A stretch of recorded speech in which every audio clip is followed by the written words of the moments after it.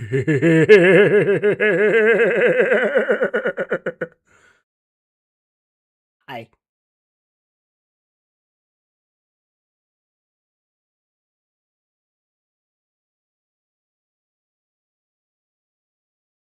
Here we are. It's Limbus company time as ever.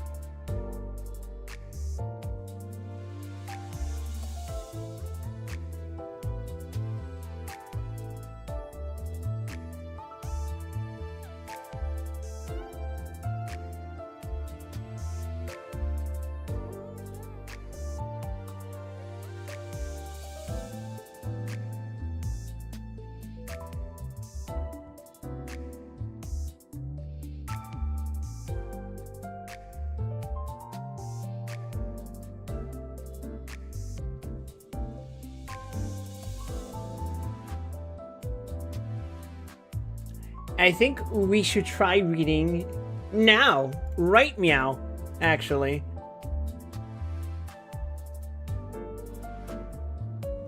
There we are.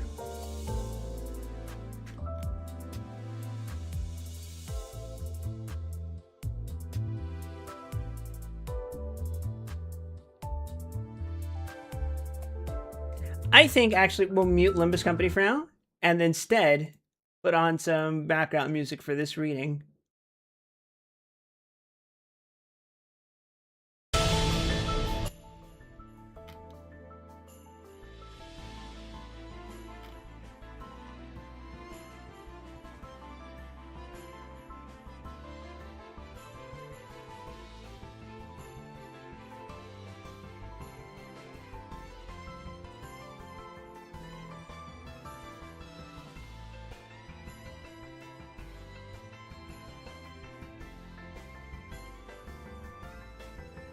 All right, here we are.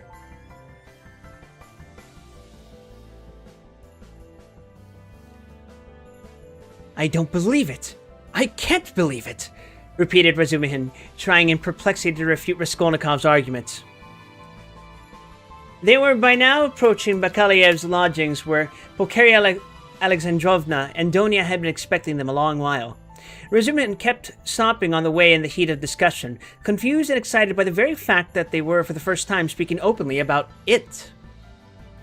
Don't believe it, then, answered Raskolnikov with a cold, careless smile. You were noticing nothing, as usual, when I was weighing every word. You're suspicious. This is why you weighed their words.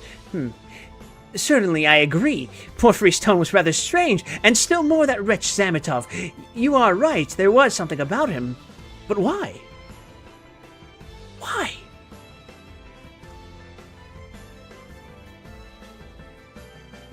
He has changed his mind since last night. Quite the contrary! If they had that brainless idea, they would do their utmost to hide it and conceal their cards, so as to catch you afterwards. But it was all impudent and careless. Who the fuck is talking right now?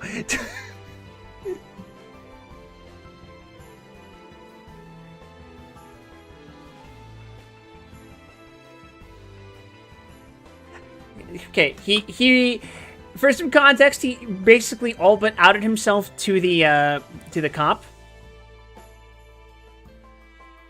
Because Raskolnikov has a really fucking shitty poker face. Also, for some reason, my microphone audio went up again. I don't know what the hell causes that, but... Right, back to normal.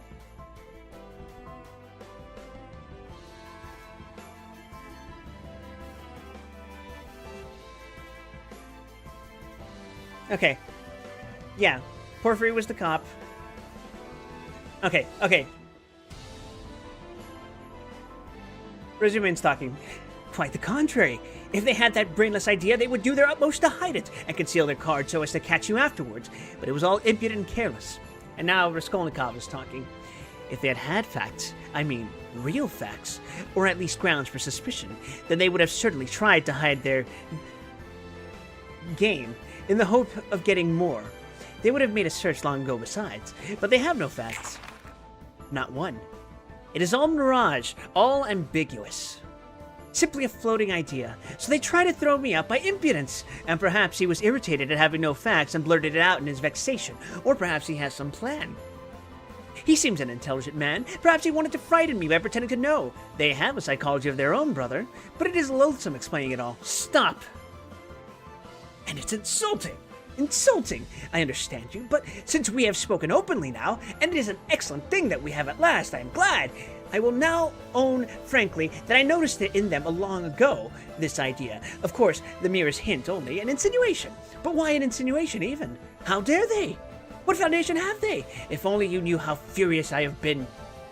Think only, simply because a poor student, unhinged by poverty and hypochondria, on the eve of a severe delirious illness, note that, suspicious, vain, proud, who has not seen a soul to speak to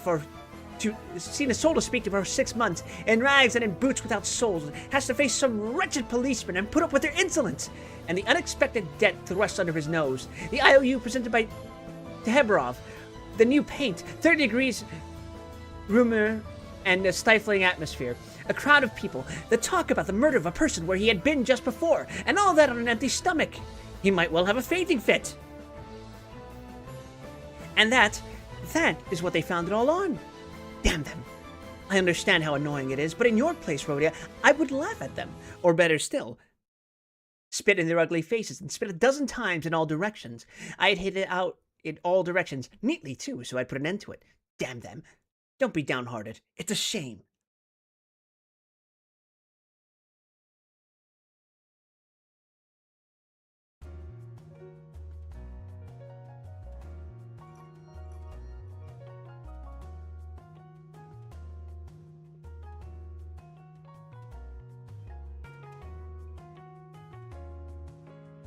Oh, I got a ping? Oh, it's nothing important.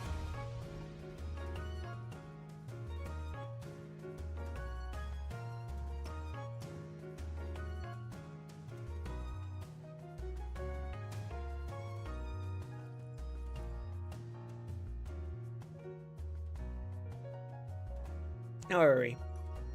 He really has put it well, though, Raskolnikov thought. Damn them. But the cross-examination again. Tomorrow, he said with bitterness. Must I really enter into explanations with them? I feel vexed as it is. That I condescended to speak to Zametov yesterday in the restaurant. Damn it. I will go myself to Porphyry. I will squeeze it out of it as one of the family. You must let me know the ins and outs of it all. And as for Zametov... At last he sees through him, thought Raskolnikov. Stay! Cried Razumihin, seizing him by the shoulder again. Stay! You were wrong. I have thought it out. You are wrong. How was that a trap? You say the question about the workmen was a trap, but if you had done that, could you have said you had seen them painting the flat? And the workmen? On the contrary, you would have seen nothing, even if you had seen it. Who would own it against himself? If I had done that thing, I should certainly have asked that I had seen the workmen in the flat. Raskolnikov answered with reluctance and obvious disgust. But why speak against yourself? Because only peasants, or the most inexperienced novices, deny everything flatly at examinations. If a man is ever so little developed and experienced, he will certainly try to admit all the external facts that can't be avoided, but will seek other explanations of them, will introduce some special, unexpected turn that will give them another significance and put them in another light. Porphyry might well reckon that I should be sure to answer so, and say I had seen them to give an air of truth, and then make some explanation. But he would have told you at once that the workmen could not have been there 2 days before, and that therefore you must have been there on the day of the murder at 8 o'clock, and so he would have caught you over a detail. Yes, that is what he was reckoning on, that I should not have time to reflect and should be in a hurry to make the most likely answer, and so would forget that the workmen could not have been there 2 days before. But how could you forget it? Nothing easier. It isn't just such stupid things clever people are most easily caught. The more cunning a man is, the less he suspects he will be caught in a simple thing. The more cunning a man is, the simpler the trap he must be caught in. Porphyry is not such a fool as you think. He is a knave, then, if that is so. Raskolnikov could not help laughing, but at the very moment he was struck by the strangeness of his own frankness, and the eagerness with which he made this explanation, though he kept up all preceding conversation with gloomy repulsion, obviously with a motive from necessity. I am getting a relish for certain aspects, he thought to himself. But almost at that same instant he became suddenly uneasy, as though an unexpected and alarming idea had occurred to him. His uneasiness kept on increasing. They had just reached the entrance to Bakaliev's. "Go in alone," said Raskolnikov suddenly. "I will be back directly." "I can't help it." Wait, no, hold on. "Where are you going?" "Why, we are just here." "I can't help it." "I will come in half an hour. Tell them." "Say what you like, I will come with you." "You too want to torture me!" he screamed with such bitter irritation, such despair in his eyes that Razumin's hands dropped. He stood for some time on the steps, looking gloomily at Raskolnikov, striding rapidly away in the direction of his lodging. At last, gritting his teeth and clenching his fist, he swore he would squeeze Porfiry like a lemon that very day, and went up the stairs to assure Pulcheria Alexandrovna, who was by now alarmed at their long absence. When Raskolnikov got home, his hair was soaked with sweat and he was breathing heavily. He went rapidly up the stairs, walked into his unlocked room, and at once fastened the latch. Then in senseless terror he rushed to the corner, to that hole under the paper where he had put the things, put his hand in, and for some minutes felt carefully in the hole, in every crack and fold of the paper. Finding nothing, he got up and drew a deep breath. As he was reaching the steps of Bakaliev's, he suddenly fancied that something, a chain, a stud, or even a bit of paper in which they had been wrapped with the old woman's handwriting on it, might somehow have slipped out and been lost in some crack, and then might suddenly turn up as unexpected, conclusive evidence against him. He stood as though lost in thought, and a strange, humiliated, half-senseless smile stayed on his lips. He took his cap at last and went quietly out of the room. Its ideas were all tangled. He went dreamily through the gateway. "Here he is himself!" shouted a loud voice. He raised his head. The porter was standing at the door of his little room and was pointing him out to a short man who looked like an artisan, wearing a long coat and a waistcoat, looking at a distance remarkably like a woman.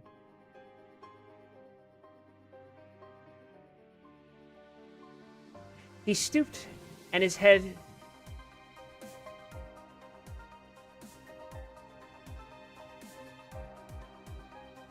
in a greasy cap hung forward. From his wrinkled, flabby face, he looked over 50. His little eyes were lost in fat, and they looked out grimly, sternly, and discontentedly. "What is it?" Raskolnikov asked, going up to the porter. The man stole a look at him from under his brows, and he looked at him attentively, deliberately. Then he turned slowly and went out of the gate into the street without saying a word. "What is it?" cried Raskolnikov. "Why, he there was asking whether a student lived here, and mentioned your name and whom you lodged with.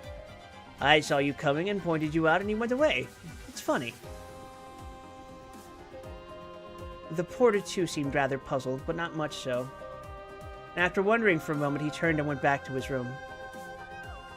Raskolnikov ran after the stranger and at once caught sight of him walking along the other side of the street with the same even, deliberate step with his eyes fixed on the ground, as though in meditation. He soon overtook him, but for some time walked behind him.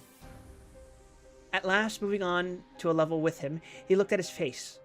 The man noticed him at once, looked at him quickly, but dropped his eyes again, and so they walked for a minute side by side without uttering a word. "You were inquiring for me? Of the porter?" Raskolnikov said at last, but in a curiously quiet voice. The man made no answer. He didn't even look at him. Again, they were both silent. "Why do you come and ask for me and say nothing? What's the meaning of it?" Raskolnikov's voice broke, and he seemed unable to articulate the words clearly.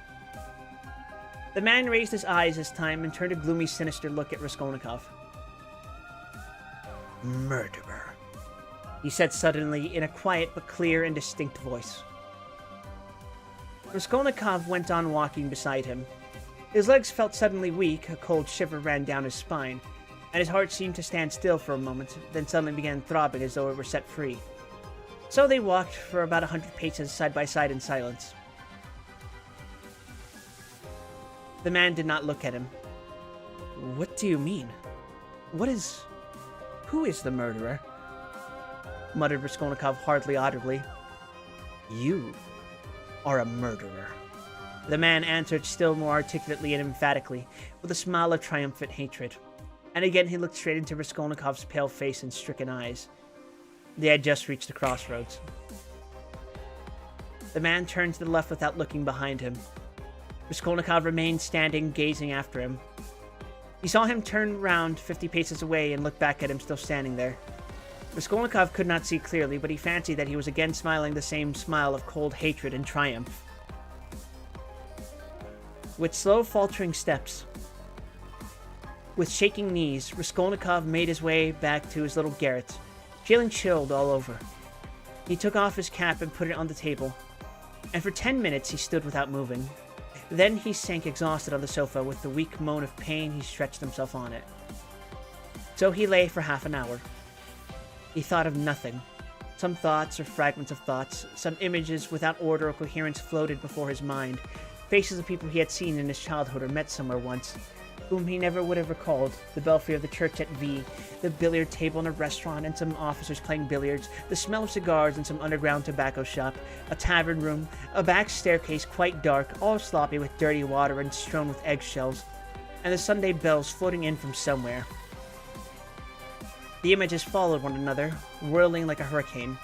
Some of them he liked and tried to clutch at, but they faded, and all the while there was an oppression within him. But it was not overwhelming. Sometimes it was even pleasant.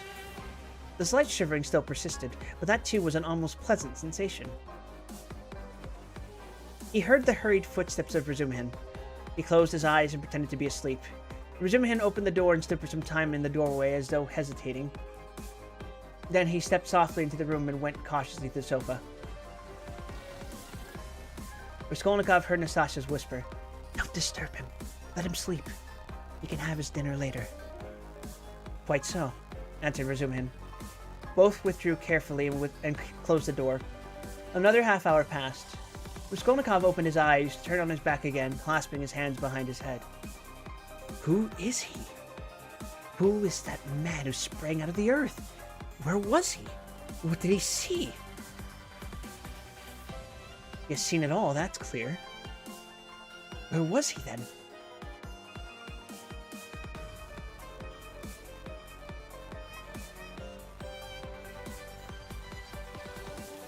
And from where did he see? Why has he only now sprung out of the earth? And how could he see? Is it possible?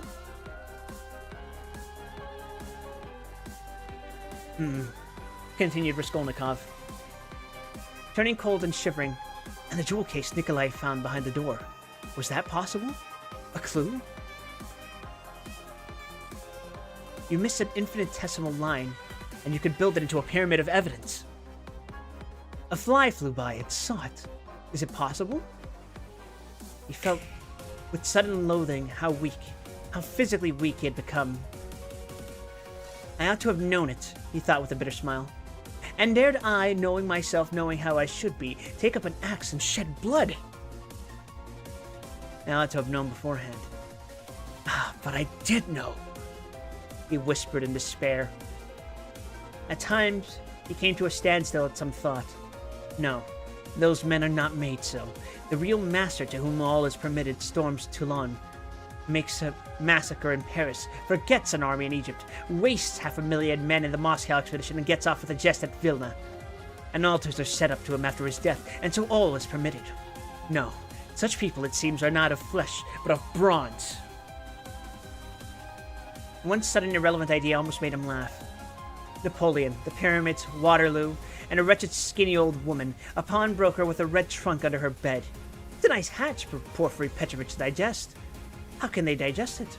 It's too inartistic. A Napoleon creep under an old woman's bed. How loathsome. At moments he felt he was raving. He sank into a state of feverish excitement. The old woman is of no consequence, he thought, hotly and incoherently. The old woman was a mistake, perhaps, but she is not what matters. The old woman was only an illness. I was in a hurry to overstep. I didn't kill a human being, but a principle. I killed the principle, but I didn't overstep. I stopped on this side. I was only capable of killing. And it seems I wasn't even capable of that. Principle? Why was that fool Razumihin abusing the socialists? They're industrious, commercial people. The happiness of all is their case. No, life is only given to me once, and I shall never have it again. I don't want to wait for the happiness of all. I want to live for myself, or else better not live at all. I simply couldn't pass by my mother starving, keeping my ruble in my pocket while I waited for the happiness of all. I am putting my little brick into the happiest of all, and so my heart is at peace. Why have you let me slip? I only live once. I too want. I am an aesthetic louse and nothing more, he added suddenly, laughing like a madman. Yes, I am certainly a louse, he went on, clutching at the idea, gloating over it, and playing with it with vindictive pleasure. In the first place, because I can reason that I am one, and secondly, because for a month past I have been troubling benevolent Providence, calling it to witness that not for my own fleshly lust did I undertake it, but with a grand and noble object. Thirdly, because I aimed at carrying it out justly as possible, weighing, measuring, and calculating. Of all the lice, I picked out the most useless one and proposed to take from her only as much as I needed for the first step, no more nor less, so the rest would have gone to a monastery according to her will. And what shows that I am utterly a louse, he added, grinding his teeth, is that I am perhaps viler and more loathsome than the louse I killed, and I felt beforehand that I should tell myself so after killing her. Can anything be compared with the horror of that? The vulgarity! The abjectness! I understand the prophet with his saber on his steed. Allah commands, and trembling creation must obey. The prophet is right. He is right when he sets a battery across the street and blows up the innocent and the guilty without deigning to explain. It's for you to obey. Trembling creation and not... Hold on, shit. Trembling creation and not to have desires, for that's not for you. I shall never forgive the old woman. His hair was soaked with sweat, his quivering lips were parched, his eyes were fixed on the ceiling. Mother, sister, how I love them. Why do I hate them now? Yes, I hate them.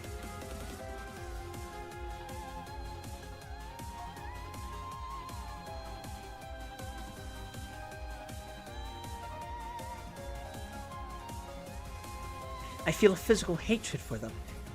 I can't bear them near me. I went up to my mother and kissed her, I remember. To embrace her and think, if only she knew. Shall I tell her then? That's just what I might do. She must be the same as I am, he added, straining himself to think, as it were struggling with delirium. How I hate the old woman now. I feel I should kill her again if she came to life. Poor Elizaveta. Why did she come in? It's strange, though. Why is it I scarcely ever think of her, as though I hadn't killed her? Elizaveta! Sonia! Poor gentle things. With gentle eyes. Dear women, why don't they weep? Why don't they moan? They give up everything.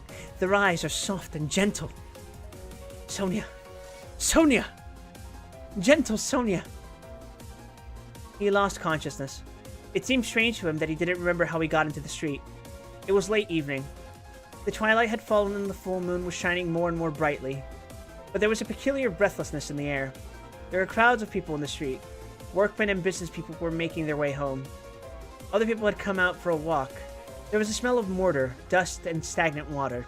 Raskolnikov walked along, mournful and anxious. He was distinctly aware of having come out with a purpose of having to do something in a hurry, but what it was he had forgotten. Suddenly he stood still and saw a man standing on the other side of the street, beckoning to him. He crossed over to him, but at once the man turned and walked away with his head hanging, as though he had made no sign to him. Stay, did he really beckon? Raskolnikov wondered, but he tried to overtake him. When he was within 10 paces, he recognized him and was frightened. It was the same man with stooping shoulders and the long coat. Raskolnikov followed him at a distance. His heart was beating. They went down a turning. The man still did not look round. Does he know I am following him? Thought Raskolnikov. The man went into the gateway of a big house. Raskolnikov hastened to the gate and looked in to see whether he would look round and sign to him. In the courtyard, the man did turn around and again seemed to beckon him. Raskolnikov at once followed him into the yard, but the man was gone. He must have gone up the first staircase. Raskolnikov rushed after him. He heard slow, measured steps 2 flights above. The staircase seemed strangely familiar. He reached a window on the first floor. The moon shone through the panes with a melancholy and mysterious light. Then he reached the second floor. Bah! This is the flat where the painters were at work. How was it that he did not recognize it at once? The steps of the man above had died away. I think last time I was here, Middle Otis wasn't out yet. Welcome back! We're still reading Crime and Punishment.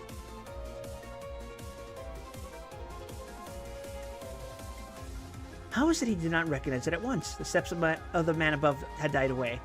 So he must have stopped or hidden somewhere. He reached the 3rd story. Should he go on? Good read? Yeah, I'm enjoying it. This shit feels like proto-Death Note.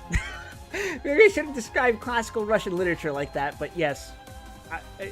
It is more entertaining for me to view it in this light, interpreting everything as fuck, he's onto me.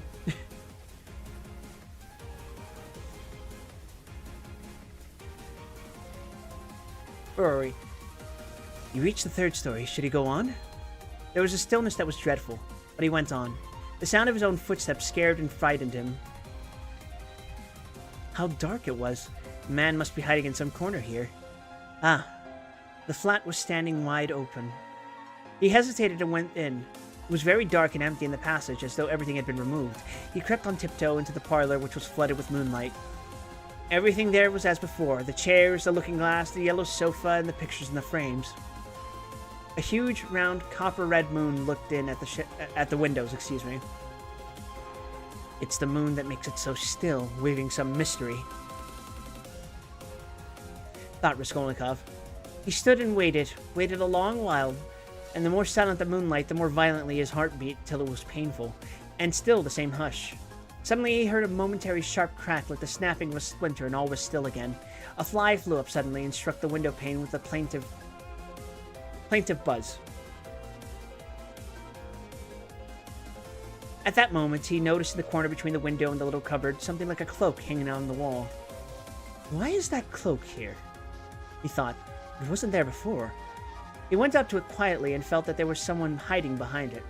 He cautiously moved the cloak, and saw, sitting on a chair in the corner, the old woman bent double so he couldn't see her face, but it was she. He stood over her. She is afraid, he thought. He stealthily took the axe from the noose and struck her in one blow, then another on the skull.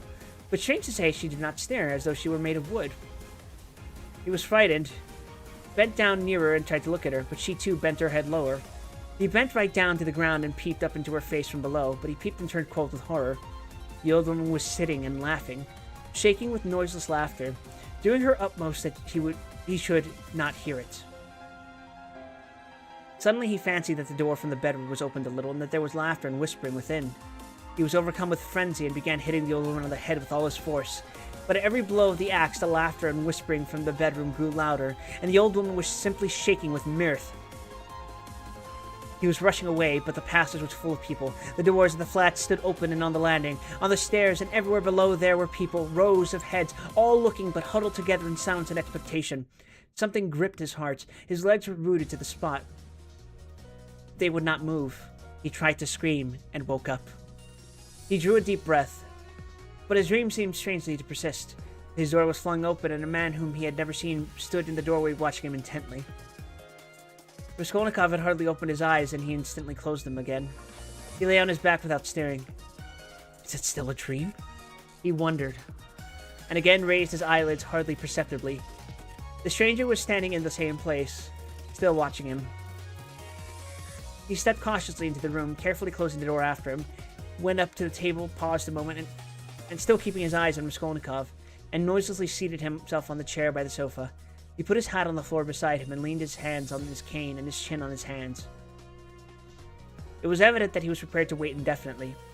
As far as Raskolnikov could make out from his stolen glances, he was a man no longer young, stout, and with a full, fair, almost whitish beard. 10 minutes passed. It was still light, but beginning to get dusk. There was complete stillness in the room. Not a sound came from the stairs. Only a big fly buzzed and fluttered against the window pane. It was unbearable at last.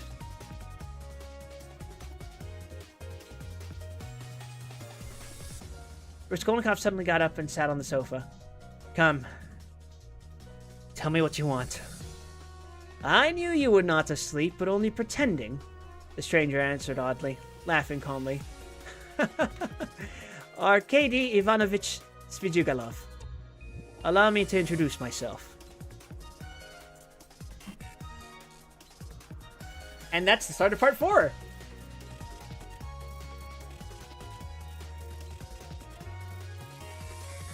And with that, we will temporarily go back to playing Limbus. Limbus Company.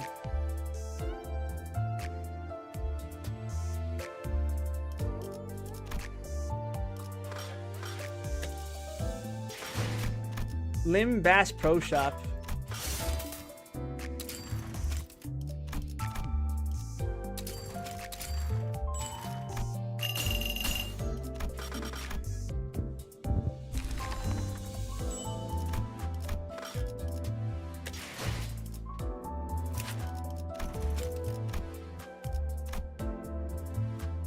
Have you already given your friend code?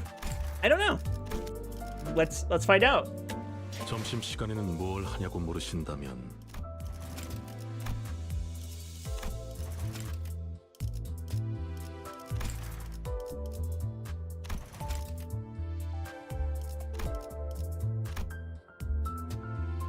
There you go. 점심시간에는 뭘 하냐고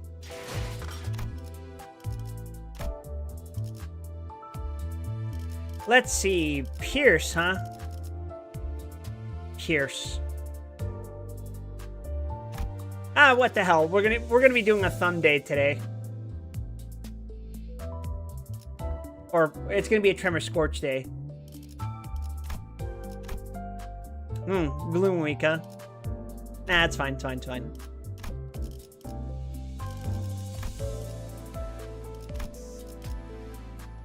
어머, 부탁드려요.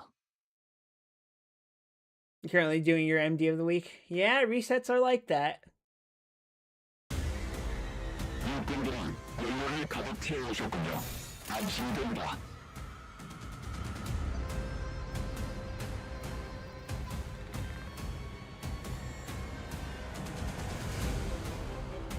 칼날 삽출. 낙인을 새겨드리죠. 말고. 敵に対して大きな打撃を与えました。 Damn, a soldado kicking a fucking nurse father's ass? Alright. ナビが鳴り出てた。 You do like how many of the good Pierce IDs are Walpurgis IDs? 無理だ。ねえそれね。심장 심장을 노려.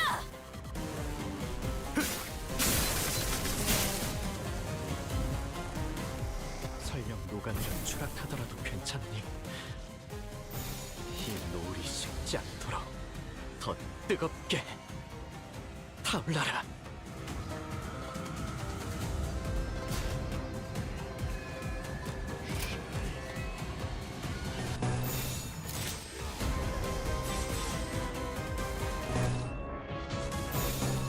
여전히 무섭고 그럼에도 멈추고 싶지 않아. And unopposed attack IDs with the Romashu and Alan Greg.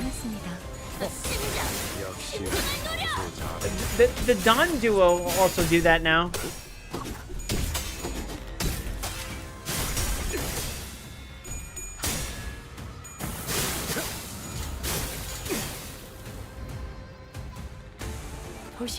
Regret Faust found shot dead in fucking Detroit. 예외는 아니겠지.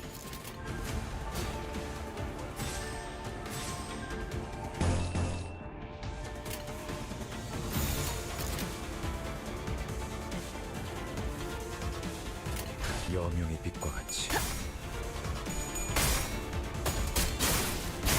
나쁘진 않았습니다.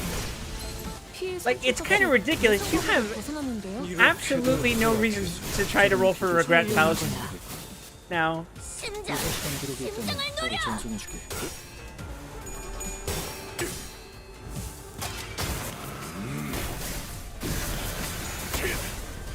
전격발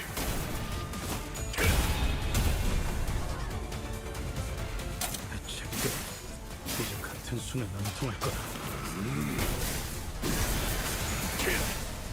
전탄격발. 방금 멋졌어. 너희들의 사랑의 힘이, 빛의 힘이 저 어둡고 악한 아르카나들을 뒤흔들었어. 이대로면 승리도 시간 문제겠지? 자신 있으면 받아봐.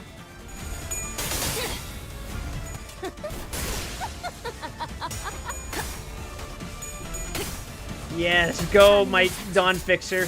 전투 초강력이다. That is so fucking ridiculous.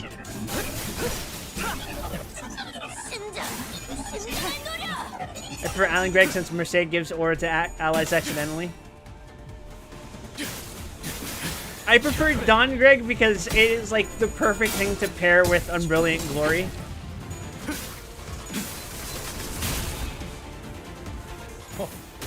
역시 우리 사무소의 자. Assuming I remember to use it. 이것밖에 못하는. 취약한 마음과 자아일수록 누군가가 만든 자아의 껍데기 속에 의존하고 숨고 싶은 법이라지만 그럼에도 재밌는 구경이었단다. 완벽한 나비가 날개 It's the skill 1 and then get the skill 3 priority, so the map darkness it creates can be used by other sinners' skill 3s. Ah. 심장을 노려!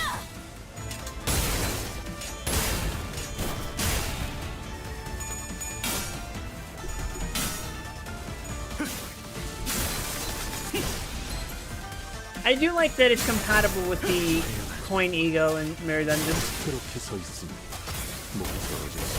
And considering he's my only Tremor Hemorrhage ID, because I don't have Incorporeoshu. Aura. Aura.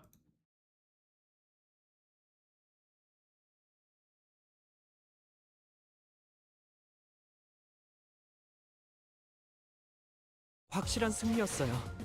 돌아가면 저번처럼 Huh? 홈플이라고 할까요?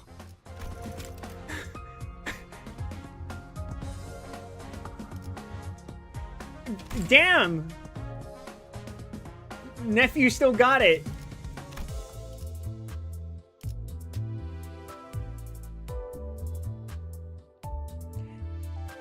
It was actually using Alan Gregg on my Tremor Scorch team just because Knight's all does good damage and with Scorches even more. Yeah.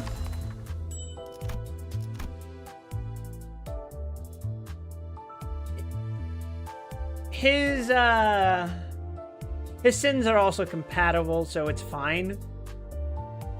Like, he's just generally a pretty decent good Tremor ID. And for a while, I was using him to do some keyword bullshit. Sorry for being late. What's this game about? Never seen it at all. Rundown. You are a person named Dante who has a clock for a head. You are the manager of the B team of Limbus Company. Your job is to receive orders from higher up, and that oftentimes results in you killing a bunch of people with the aid of your team, and sometimes resolving your team's trauma.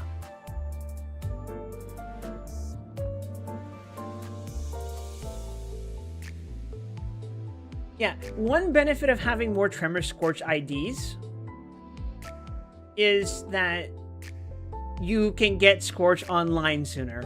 Sometimes you will have turns where you can't activate Tremor Scorch, or any skill that would activate Tremor Scorch would actually kill your stack. That's one thing about Alan Gregg. He's not super good at applying count.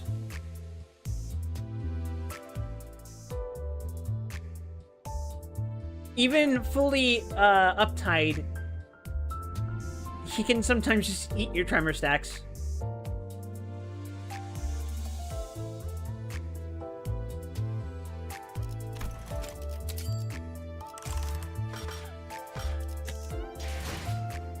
You also like him because he kill steals. That is funny, admittedly. I mean, kill secure, am I right, fellas?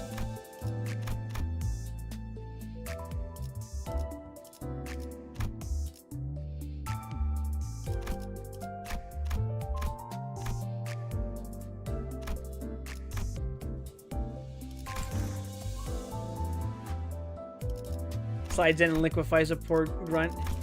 Yeah, it's like that sometimes. Alright, what ego am I giving you? Well, you're not using Fell Bullet. I gave you Solemn Lament. Honestly,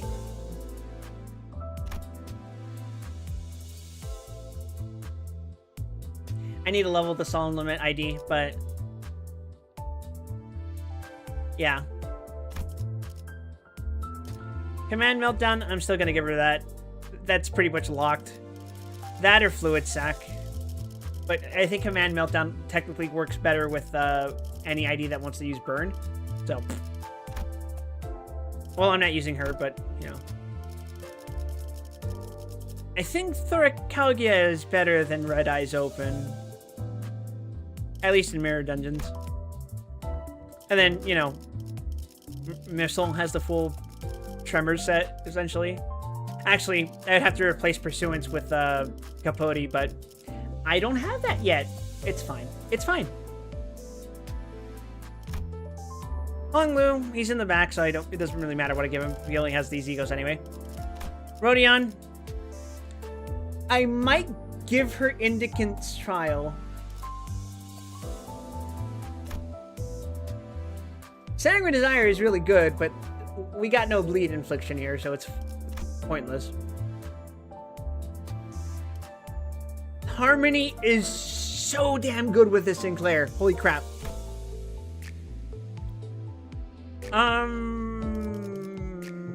No. This is definitely a blue Otis, not a purple Otis. And yeah, this is definitely a Gregor that wants Unbrilliant Glory, not Garden of Thorns. So. Although, using Jesus Gregor is apparently good with the middle team. Not that I have a middle team yet. I got Otis, I got Heathcliff, I got Ishmael, and Meursault. But I do not have Dawn. Oh, and I have Sinclair. So I have 5 middle characters. But I want a 6th.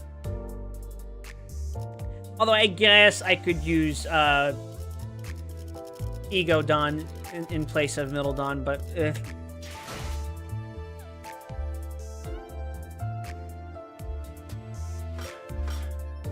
missing the cute one. Hell yeah, I am. Anyway, it's Gloom Advantage, so I can't actually show these guys off because, well, yeah, she is amazing DPS. Fortunately, the centerpiece is Otis, so I'm not that hurting. All right, so this merits a sinking team. Where's my sinking team? This is my sinking team.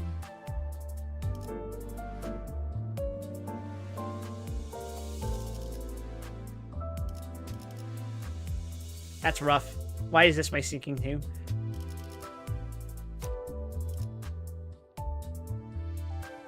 Oh, right, because I haven't leveled Wuthering Heights Butlers.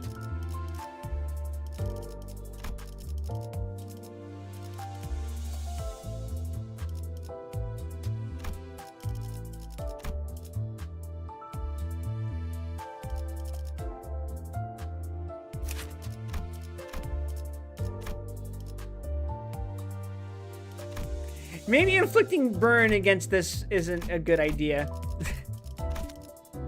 Y'all got any other Gregors?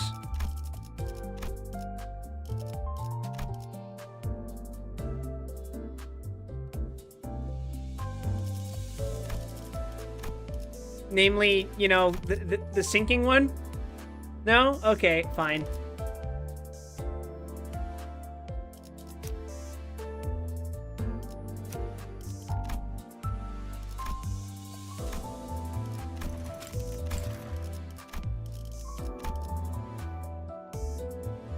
You know what? Fine.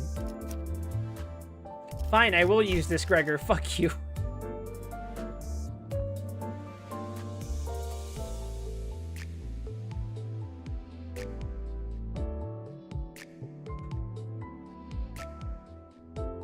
Match one, throw the burn at the burn habno.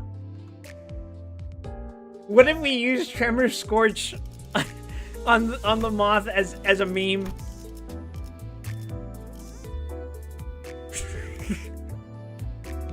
Fuck yeah, boss, let's do it. But before that, let's read another chapter of Crime and Punishment.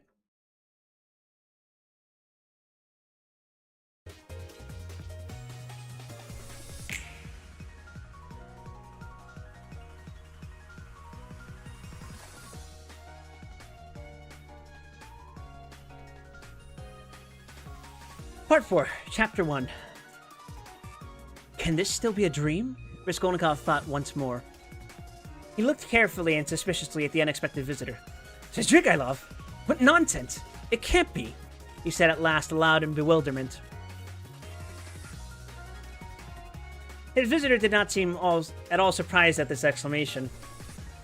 Hold on, let me take a drink. Whew. Scream if you like reading. That's not a scream. That's I just drank a spicy mango drink. What the hell is that? Hello! I've come to you for 2 reasons. In the first place, I wanted to make your personal acquaintance, as I have already heard a great deal about you that is interesting and flattering. Secondly, I cherish the hope that you may not refuse to assist me in a matter directly concerning the welfare of your sister, Avdotia Romanovna. For without your support, she might not let me come near her now, for she is prejudiced against me, but with your assistance, I reckon You reckon wrongly, interrupted Raskolnikov. They only arrived yesterday, may I ask you? Raskolnikov made no reply. It was yesterday, I know. I only arrived myself the day before. Well, let me tell you this, Rodion Romanovich. I don't consider it necessary to justify myself, but kindly tell me, what was there particularly criminal on my part in all this business, speaking without prejudice, with common sense? Raskolnikov continued to look at him in silence. That in my own house, I persecuted a defenseless girl and insulted her with my infamous proposals. Is that it? I am anticipating you. But you only to assume that I, too, am a man et nihil humanum. In a word, that I am capable of being attracted and falling in love, which does not depend on our will, then everything can be explained in the most natural manner. The question is, am I a monster, or am I myself a victim? And what if I am a victim, in proposing to the object of my passion to elope with me to America or Switzerland? I may have cherished the deepest respect for her, and may have thought that I was promoting our mutual happiness. I'm almost finished reading Crime and Punishment? I'm like halfway. I still got maybe another 200 plus pages.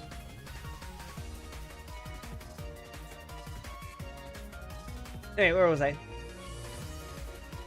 I may have thought that I was promoting our mutual happiness. Reason is the slave of passion, you know. Why, probably I was doing more harm to myself than anyone. But that's not the point, Raskolnikov interrupted with disgust. It's simply that whether you are right or wrong, we dislike you. We don't want to have anything to do with you. We show you the door. Go out. Zhigайлov broke into a sudden laugh. But you... There's no getting around you, he said, laughing in the frankest way. I hope to get round you, but you took up the right line at once. But you are trying to get round me still. What of it? What of it? Cried Zhigайлov, laughing openly. But this is what the French call bonne guerre, and the most innocent form of deception. But still you have interrupted me. One way or another, I repeat again, there would never have been any unpleasantness except for what happened in the garden. Marfa Petrovna. You've got rid of Marfa Petrovna too, so they say. Raskolnikov interrupted rudely. Oh, you've heard that too, then. You'd be sure to, though. But as for your question, I really don't know what to say, though my own conscience is quite at rest on that score. Don't suppose that I am in any apprehension about it. All was regular and in order. The medical inquiry diagnosed apoplexy due to bathing immediately after a heavy dinner and a bottle of wine, and indeed it could have proved nothing else. But I'll tell you what I have been thinking to myself of late. On my way here in the train especially. Didn't I contribute to all that calamity? morally in a way, by irritation or something of the sort, but I came to the conclusion that too was quite out of the question. Russian aristocracy trying their best not to glaze French for at least 5 minutes. You know, you can tell this guy's pretentious because he's not just quoting the French, he's also quoting Latin. Hey, Raskolnikov laughed. I wonder if you trouble yourself about it. But what are you laughing at? Only consider I struck her just twice with the switch. There were no marks even. Are you fucking serious right now? Right now, dude? Like, come on.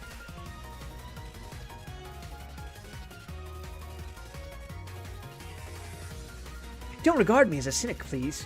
I am perfectly aware how atrocious it was of me and all that, but I know for certain that, too, that Marfa Petrovna, was very likely pleased at my, so to say, warmth.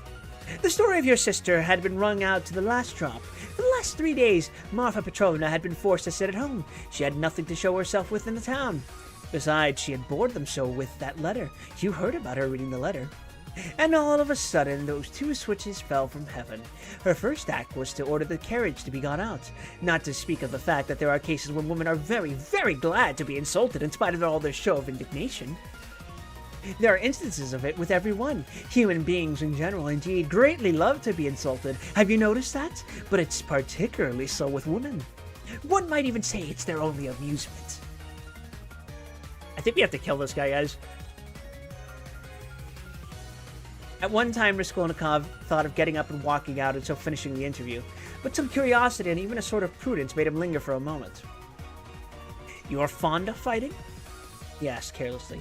No, not very, Zhugalov answered calmly. And Marfa Petrovna and I scarcely ever fought. We lived very harmoniously, and she was always pleased with me. I only used the whip twice in all of our 7 years, not counting a third occasion of a very ambiguous character. The first time, 2 months after our marriage, immediately after we arrived in the country, and the last time was that of which we are speaking. Did you suppose I was such a monster, such a reactionary, such a slave driver?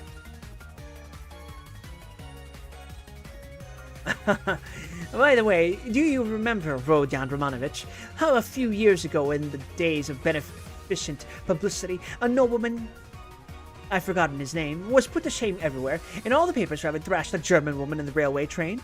You remember? It was in those days, that very year, I believe, the disgraceful action of the age took place. You know, the Egyptian Nights, that public reading. You remember? The dark eyes, you know. Ah, the golden days of our youth, where are they? Well, as for the gentleman who thrashed the German, I feel no sympathy with him, because after all, what need is there for sympathy? But I must say that there are sometimes such provoking Germans that I don't believe there is a progressive who could quite answer for himself. No one looked at the subject from that point of view then, but that's the truly humane point of view, I assure you. Back in the day, some of Russian aristocrats would have quite literally refused to speak Russian. They saw it as language of filthy peasantry. And guess where that got them?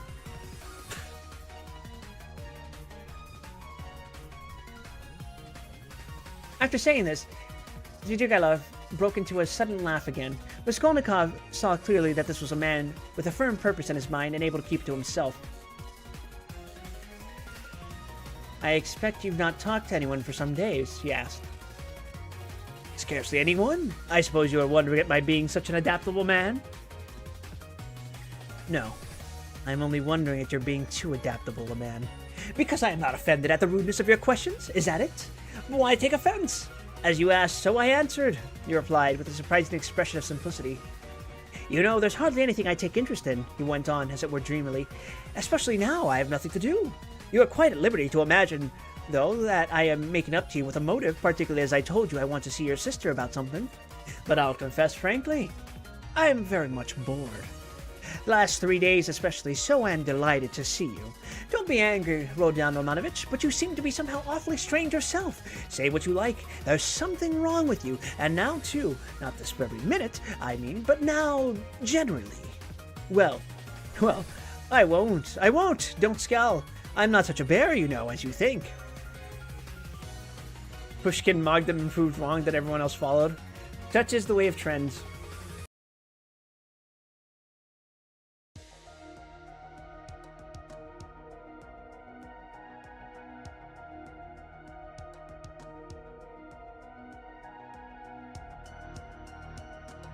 Raskolnikov looked gloomily at him. You are not a bear, perhaps at all, he said. I fancy indeed that you are a man of very good breeding, or at least know how on occasion to behave like one. I am not particularly interested in anyone's opinion, Zvidragilov answered, dryly and even with a shade of haughtiness, and therefore why not be vulgar at times when vulgarity is such a convenient cloak for our climate? And especially if one has a natural propensity in that way. He added, laughing again. This guy seems like a prick. But I've heard you have many friends here. You are, as they say, not without connections. What could you want with me, then, unless you some special object? Oh, wait, shit. That was Rodion talking. That's true that I have friends here, Zvidragilov admitted, not replying to the chief point. I've met some already. I've been lounging about for the last 3 days, and I've seen them, or they've seen me. That's a matter of course. I am well-dressed and reckoned not a poor man. The emancipation of the serfs hasn't affected me. My property consists chiefly of forests and water meadows. The revenue has not fallen off, but I am not going to seize them. I was sick of them long ago. I've been here 3 days and have called on no one. What a town it is! How has it come into existence among us? Tell me that. A town of officials and students of all sorts. Yes, there's a great deal I didn't notice when I was here 8 years ago, kicking up my heels. My only hope now is in anatomy, by Jove it is. Anatomy? But as for these clubs, Dussaults, parades, or progress, indeed may be. Well, all that can go on without me. He went on again without noticing the question. Besides, who wants to be a card sharper? Why, have you been a card sharper then? How could I help being? There was a regular set of us, men of the best society, 8 years ago.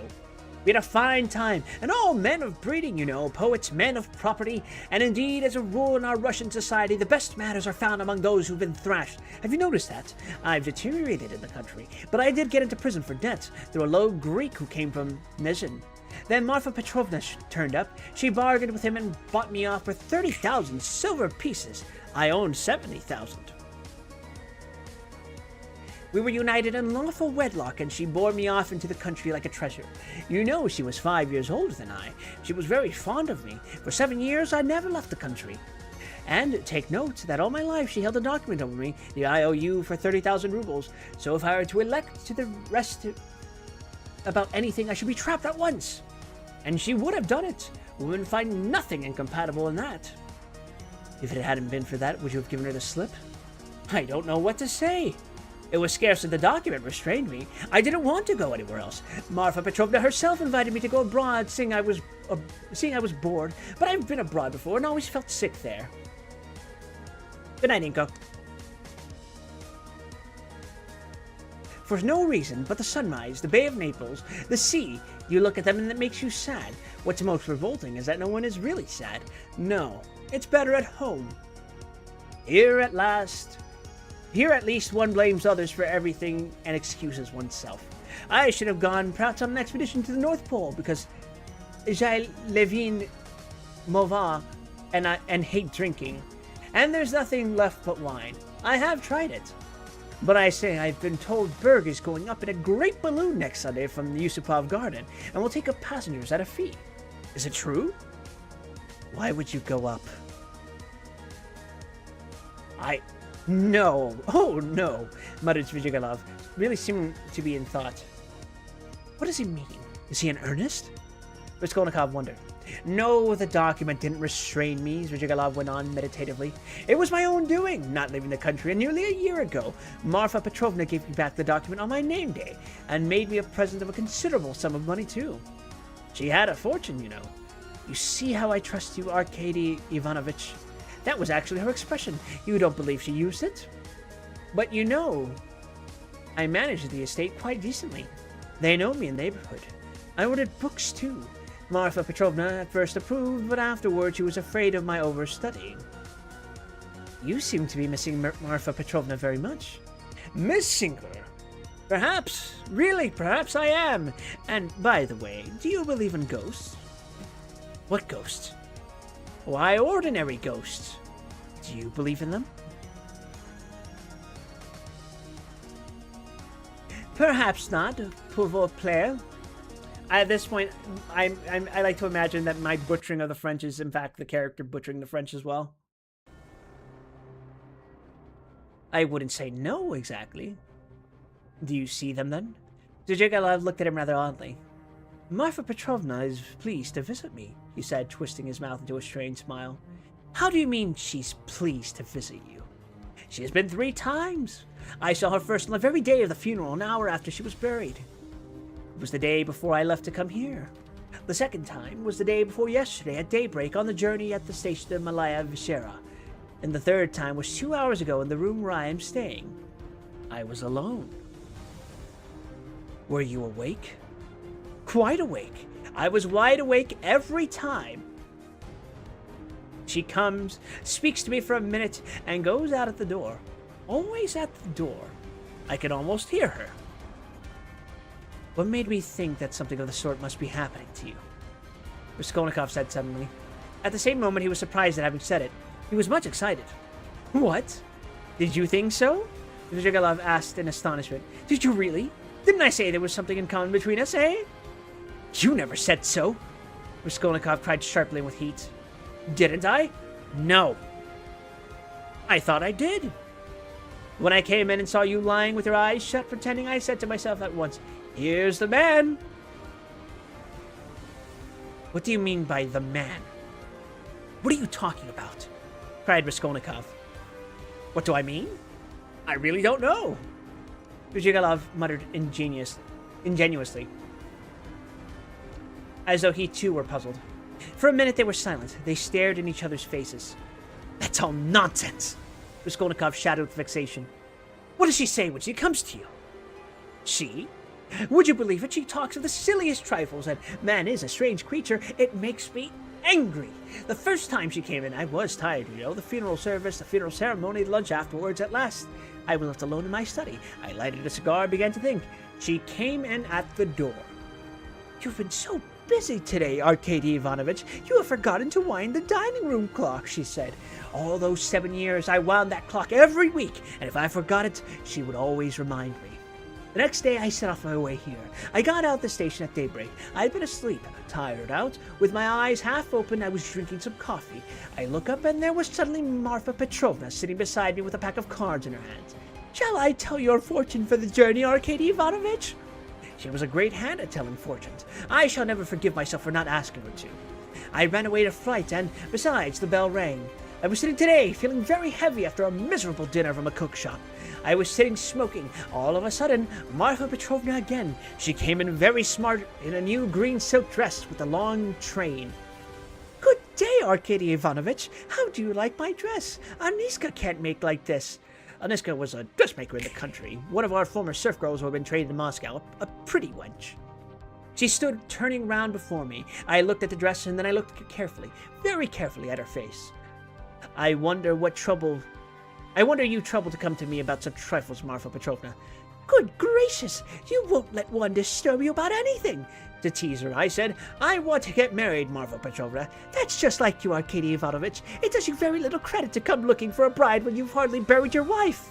And if you could make a good choice at least, but I know it won't be for your happiness or hers, you'll only be a laughingstock to all good people. Then she went out and her train seemed to rustle. Isn't it nonsense, eh? But perhaps you are telling lies? Raskolnikov put in. I rarely lie, answered Svidrigailov thoughtfully, apparently not noticing the rudeness of the question. And in the past, have you ever seen ghosts before? Yes, I have seen them, but only once in my life. 6 years ago, I had a serf, Filka. Just after his burial, I called out forgetting Filka, my pipe. He came in and went to the cupboard where my pipes were. I sat still and thought, he is doing it out of revenge because we had a violent quarrel just before his death. How dare you come in with a hole in your elbow, I said. Go away, you scamp. He turned and went out and never came again. I didn't tell Marfa Petrovna at the time. I wanted to have a service sung for him, but I was ashamed. You should go to a doctor. I know I am not well without your telling me, though I don't know what's wrong. I believe I am 5 times as strong as you are. I didn't ask you whether you believe ghosts are seen, but whether you believe that they exist. No, I won't believe it. Raskolnikov cried with positive anger. What do people generally say? Muttered Svidrigailov, as though speaking to himself, looking aside and bowing his head. They say, you are ill, so what appears to you is only unreal fantasy. But that's not strictly logical. I agree that ghosts only appear to the sick, but that only proves that they are unable to appear except to the sick, not that they don't exist. Nothing of the sort, Raskolnikov insisted irritably. No? You don't think so? Zhigalov went on, looking at him deliberately. What do you say to this argument? Help me with it. Ghosts are, as it were, shreds and fragments of other worlds, the beginning of them. A man in health has, of course, no reason to see them, because he is above all a man of this earth and is bound for the sake of completeness, and order to live only in this life. But as soon as one becomes ill, as soon as one is ill, as soon as the normal earthly order of the organism is broken, one begins to realize the possibility of another world. And the more seriously ill one is, the closer becomes one's contact with that other world, so that as soon as the man dies, he steps straight into that world. I thought of that long ago. If you believe in a future life, you could believe in that too.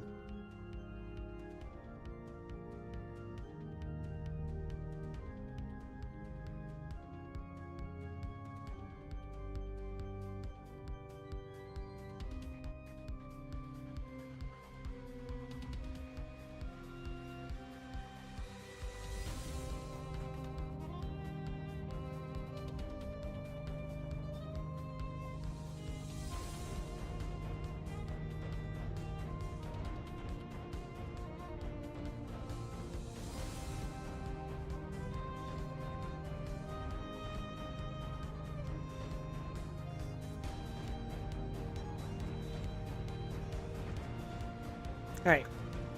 Where was I? I don't believe in a future life, said Raskolnikov. Zhigalov sat lost in thought. And what if there are only spiders there, or something of that sort, he said suddenly. He is a madman, thought Raskolnikov. We always imagine eternity as something beyond our conception, something vast. Vast! Why must it be vast? Instead of all that, what if it's one little room, like a bathhouse in the country, black and grimy and spiders in every corner, and that's all eternity is? I sometimes fancy it like that. Can it be you can imagine nothing juster and more comforting than that? Raskolnikov cried with a feeling of anguish. Juster? And how can we tell? Perhaps that is just. And you know, it's what I would certainly have made it, answered Svidrigailov with a vague smile. Thanks for lurking, Hydra. This horrible answer sent a cold chill through Raskolnikov.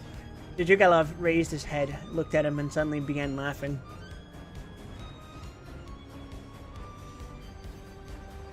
Only think, he cried. Half an hour ago, we had never seen each other. We regarded each other as enemies. There was a matter unsettled between us. We've thrown it aside, and away we've gone into the abstract. Wasn't I right in saying that we were birds of a feather? Kindly allow me, Raskolnikov went on irritably, to ask you to explain why you have honored me with your visit. And I'm in a hurry. I have no time to waste. I want to go out. By all means, your sister Avdotia Romanovna is going to be married to Mr. Luzhin, Pyotr Petrovich. Can you refrain from any question about my sister and from mentioning her name? I can't understand how you dare utter her name in my presence, if you really are Svidrigailov. Why, but I've come here to speak about her. How could I avoid mentioning her? Very good. Speak, but make haste. I am sure that you must have formed your own opinion of this Mr. Luzhin, who is a connection of mine through my wife, if you have only seen him for half an hour or heard any facts about him. He is no match for Avdotia Romanovna. I believe Avdotia Romanovna is sacrificing herself generously and imprudently for the sake of her family. I fancied from all I had heard of you that you would be very glad if the match could be broken off without the sacrifice of worldly advantages. Now I know you personally, I am convinced of it. All this is very naive. Excuse me. I should have said impudent on your part. You mean to say that I am seeking my own ends? Don't be uneasy, Rodion Romanovich. If I were working for my own advantage, I would not have spoken out so directly. I am not quite a fool. I will confess something psychologically curious about that. Just now, defending my love for Avdotya Romanovna, I said I was myself the victim. Well, let me tell you that I have no feeling of love now. Not the slightest. So that I wonder myself indeed, for I really did feel something through idleness and depravity, Raskolnikov put in. I certainly am idle and depraved, but your sister has such qualities that even I could not help but being impressed by them. But that's all nonsense as I see myself now. Have you seen that long? I began to be aware of it before, but was only perfectly sure of it the day before yesterday, almost at the moment I arrived in Petersburg. I still fancied in Moscow, though, that I was coming to try to get Avdotya Romanovna's hand and to cut out Mr. Lushin. Excuse me for interrupting you.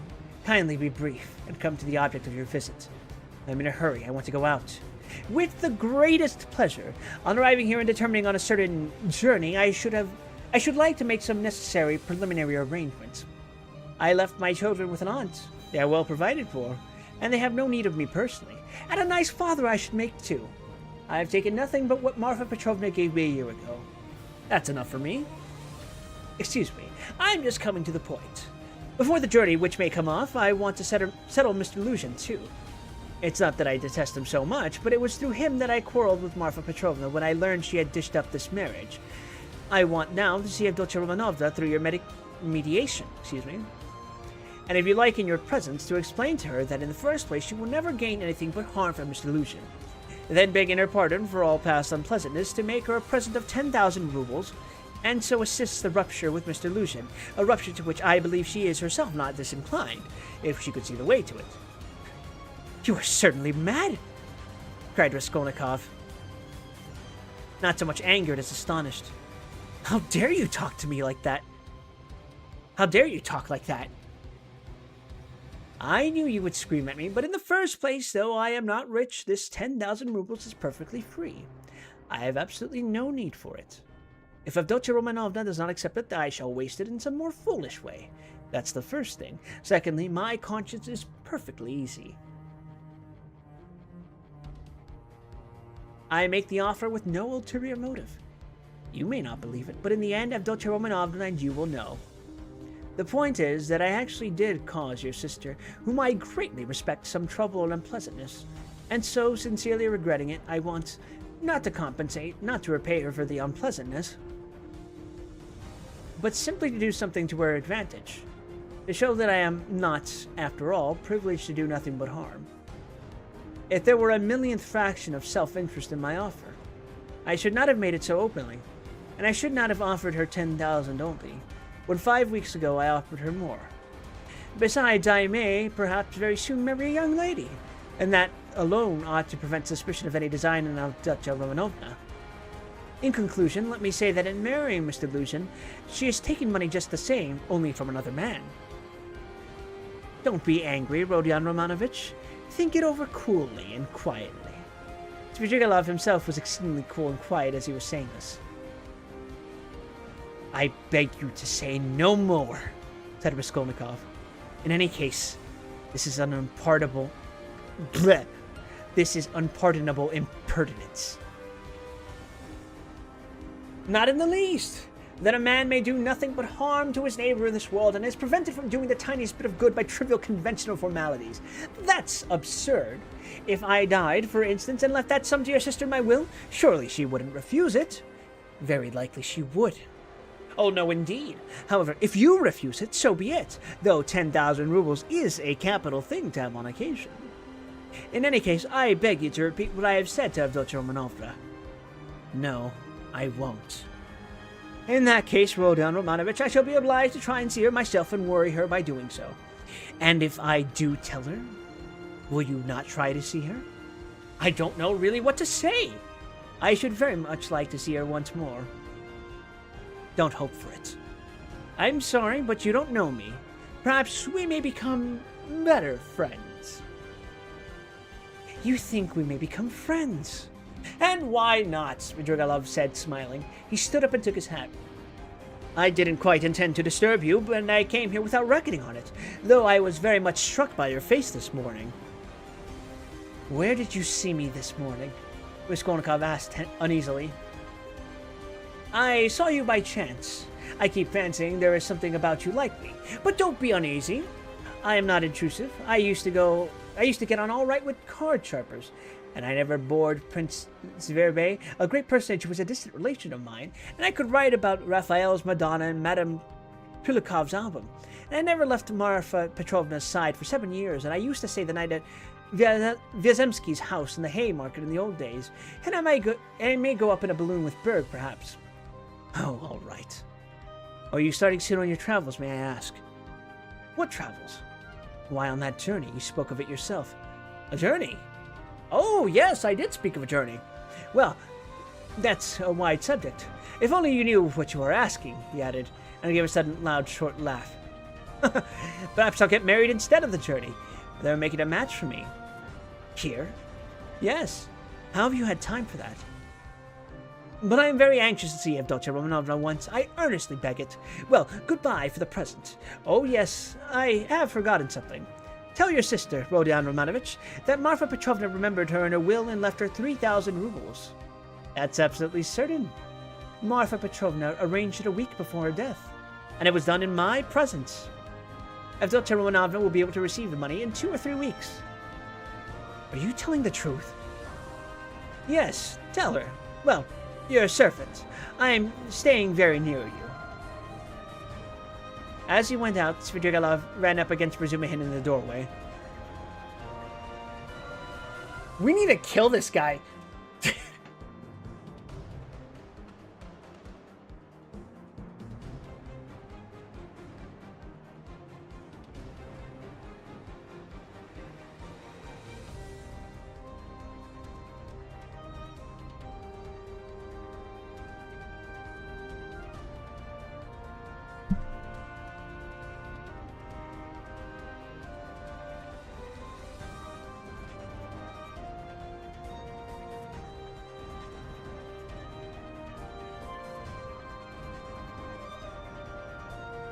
Alright, back to the game.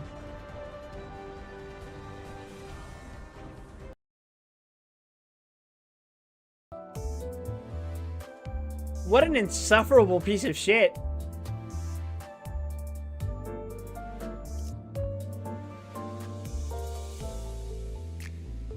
그럼 입장해 보지.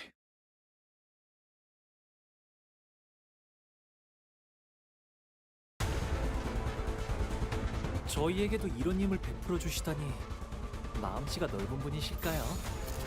아, 실수로 주셨더라도 상관없어요. 한 번 베푼 이상 낱장 불입이랍니다.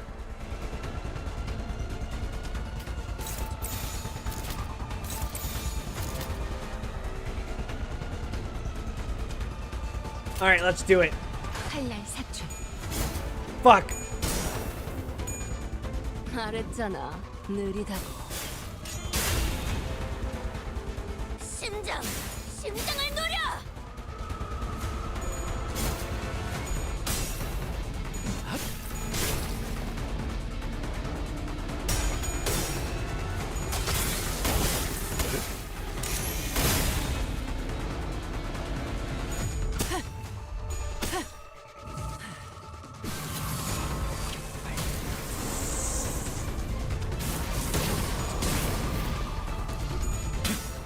This is a fucking terrible idea. I can already feel it.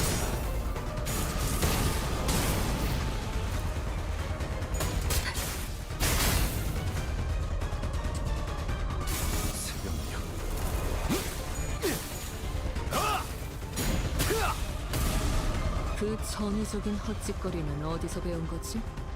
This is gonna be so awesome, dude. 쟤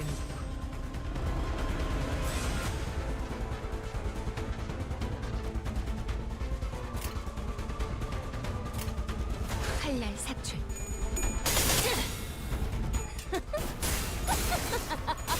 사냥 끝. 모서리 해체해줄게. 심장을 노려. 나비가 날개짓하듯. I fucking broke the sack.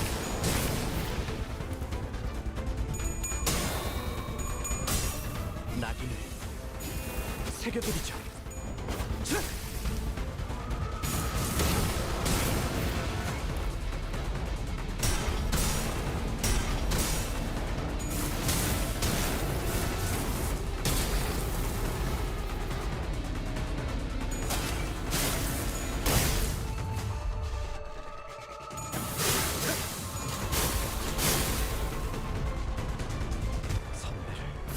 스승님을 행복하게 할 수 있다면, 이 끝에서 다 함께 기쁨을 나눌 수만 있다면, 그 어떤 두려움도 저를 도망치게 할 수 없을 거예요.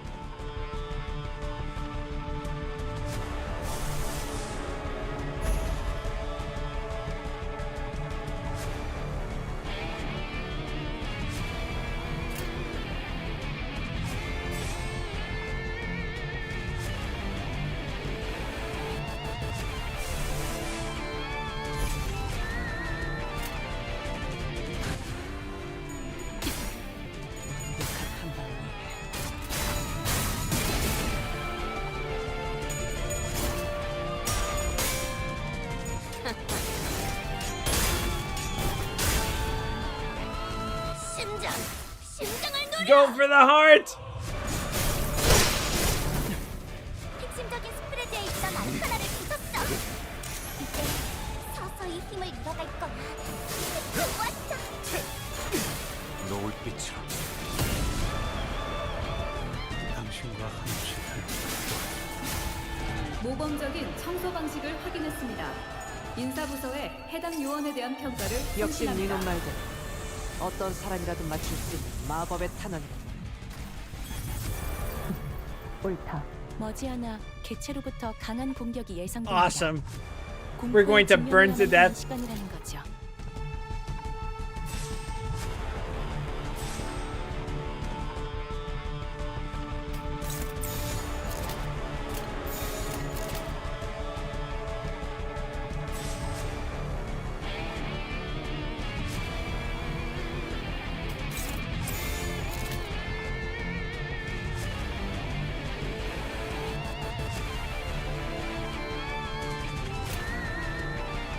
칼날 사출.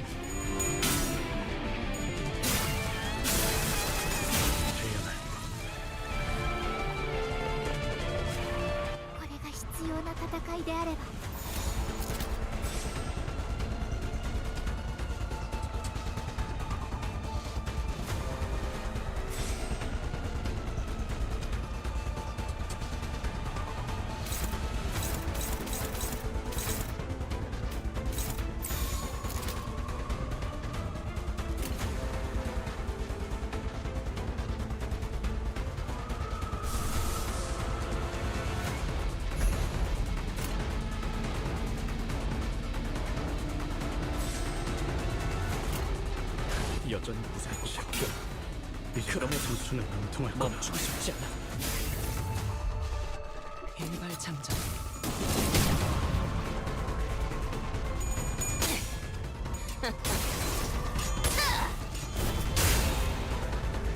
심장을 노려.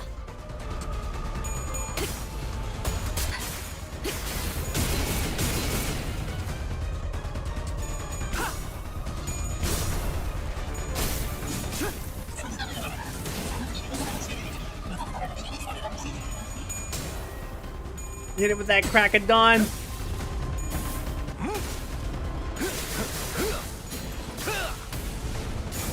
여명이 처정해. Hell yeah! 훌륭하구나. 제가 보태죠.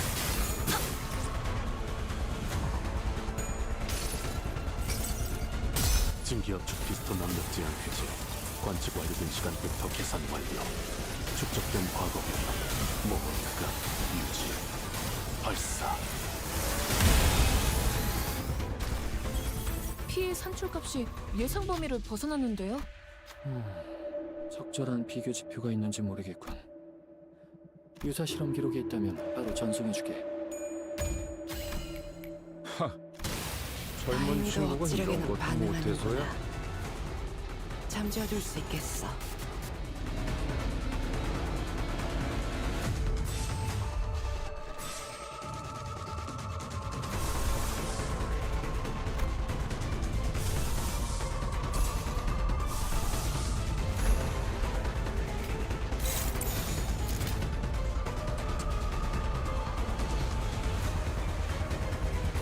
Alright, cool. 칼날 사출. 가능형 사출. 전부 조각 내리죠. 만복의 시간입니다. 역시 우리 사무소의 자랑이야. 나아갈 수 없어. 모, 분, 조, 토. 역시 모가지를 분질러야 조용해지는 거. 저 도야지 같은 새끼들은.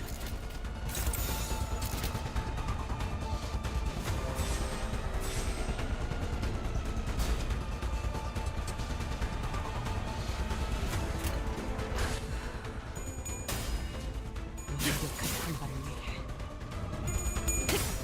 나비가 날개짓 하듯. Whoops. Dropped the stack. 역시 우리 사무소의 자랑이야.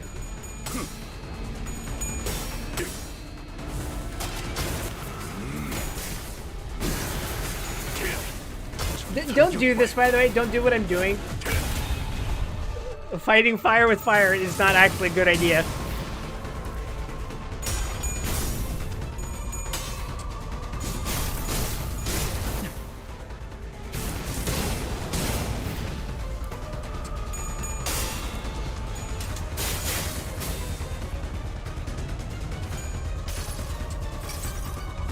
내게 자비를 구하지 마라. 내 앞에는 무엇도 남지 않을 테니.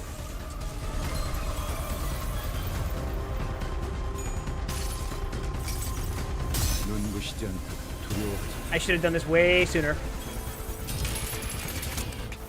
다행히도 억지력에는 반응하는구나. Oh, you're getting disposed to death, 잠재워둘 수 motherfucker. 있겠어.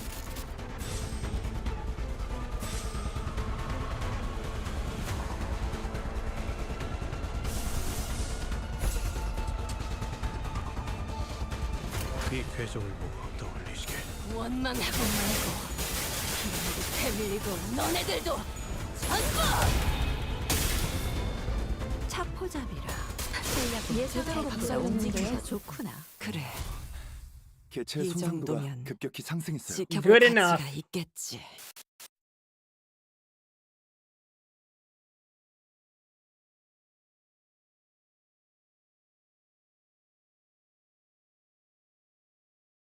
왜? 몰랐어? 내가 말했잖아. 난 듀엘에서도 일기토에서도 접은 적 없다고. Rodion smirking like she wouldn't have gotten mogged by Gregor had he had the turn before her. But I guess that's her thing. Speed. She goes fast. She do the fast.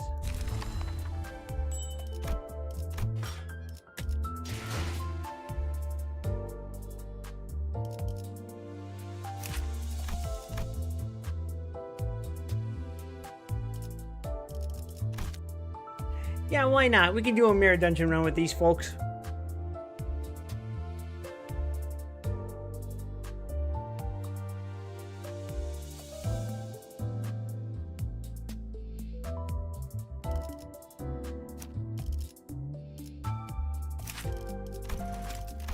Not nearly enough to level you up, huh?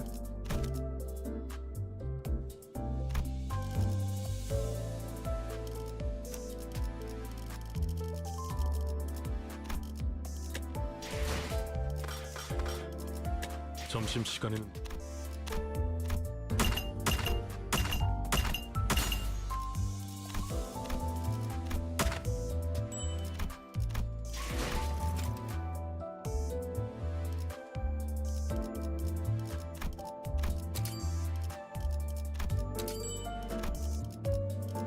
That's enough for Gregor ID! We're gonna get Lamp Gregor. 최근의 인식과 달리 다음 기회라는 건 보통 찾아오지 않더군. 그래서 이번엔 뭐라도 해볼 생각이야. 뒤늦은 후회는 추한 감정만 남길 뿐이더라고.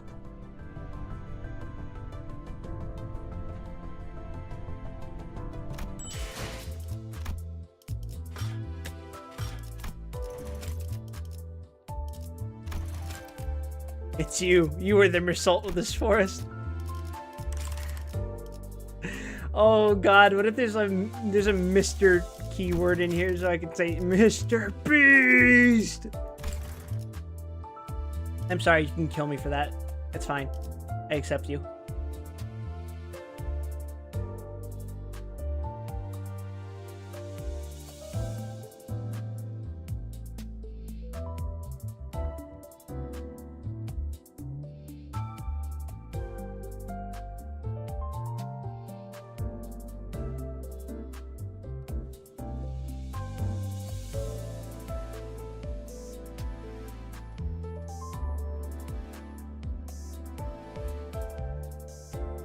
I gotta check something real quick.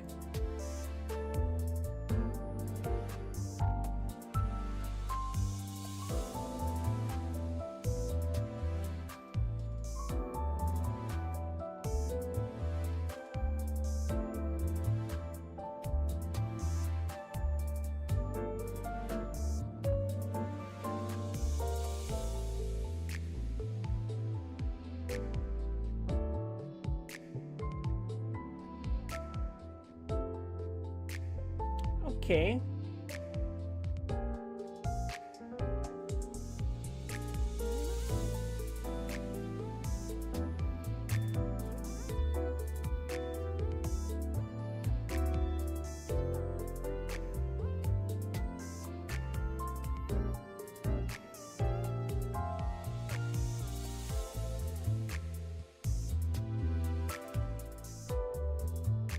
Alright, sorry about that.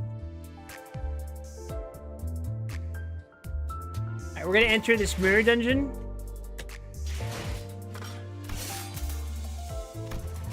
And we're gonna do the Tremor Scorch setup.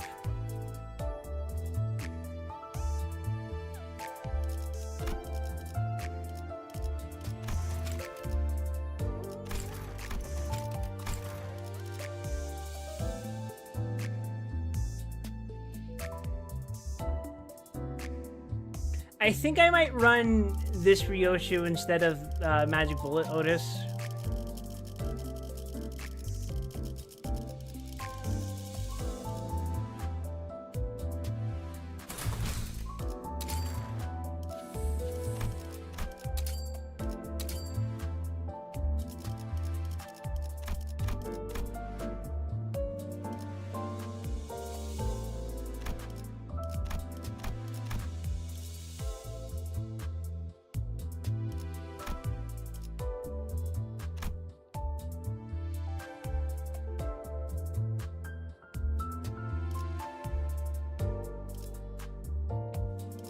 What else? This is probably not worth it.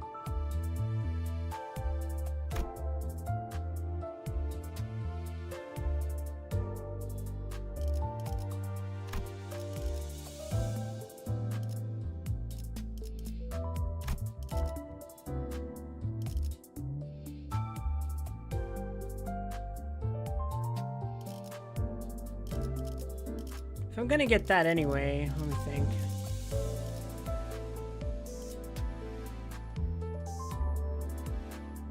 I'm probably gonna take Full Stop as my third floor.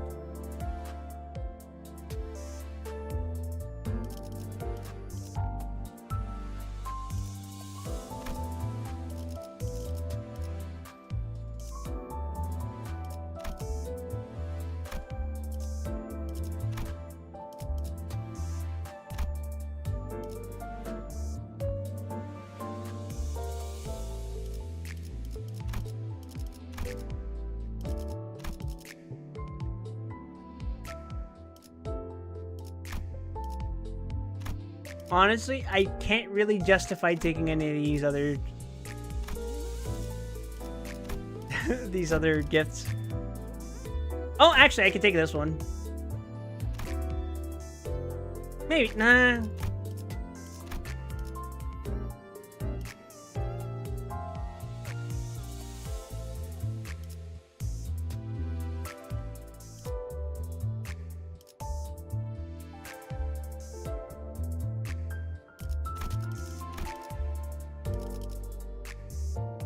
None of these seem like huge priorities on a Tremor Scorch team. Maybe we do this. Maybe we just go for the money route.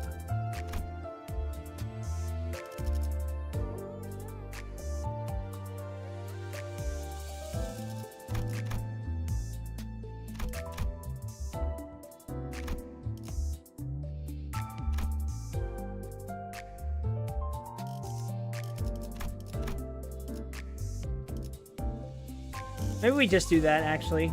Sure, why not?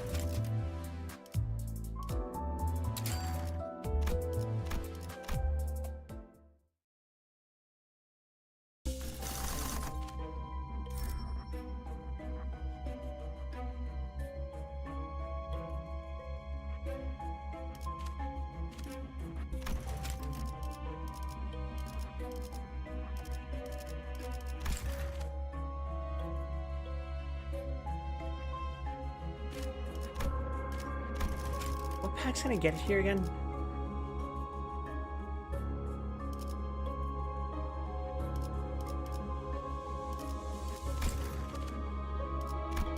I guess we can go for Dregs of the Manor.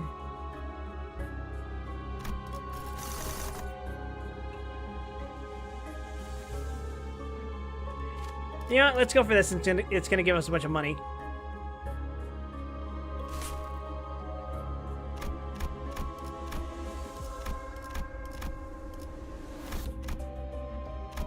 It's fine. We're not trying super hard.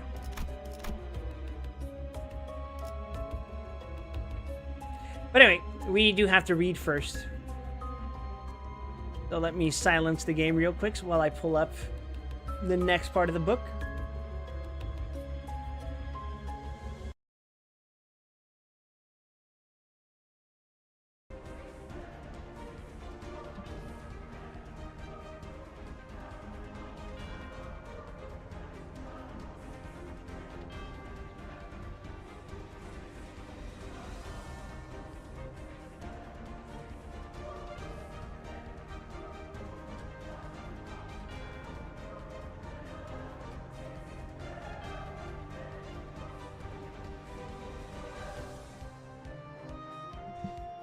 Alright.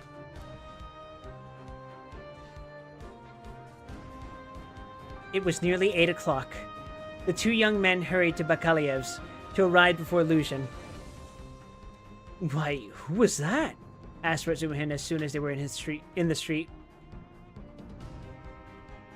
It was Zvijigalov, that landowner in whose house my sister was insulted when she was their governess.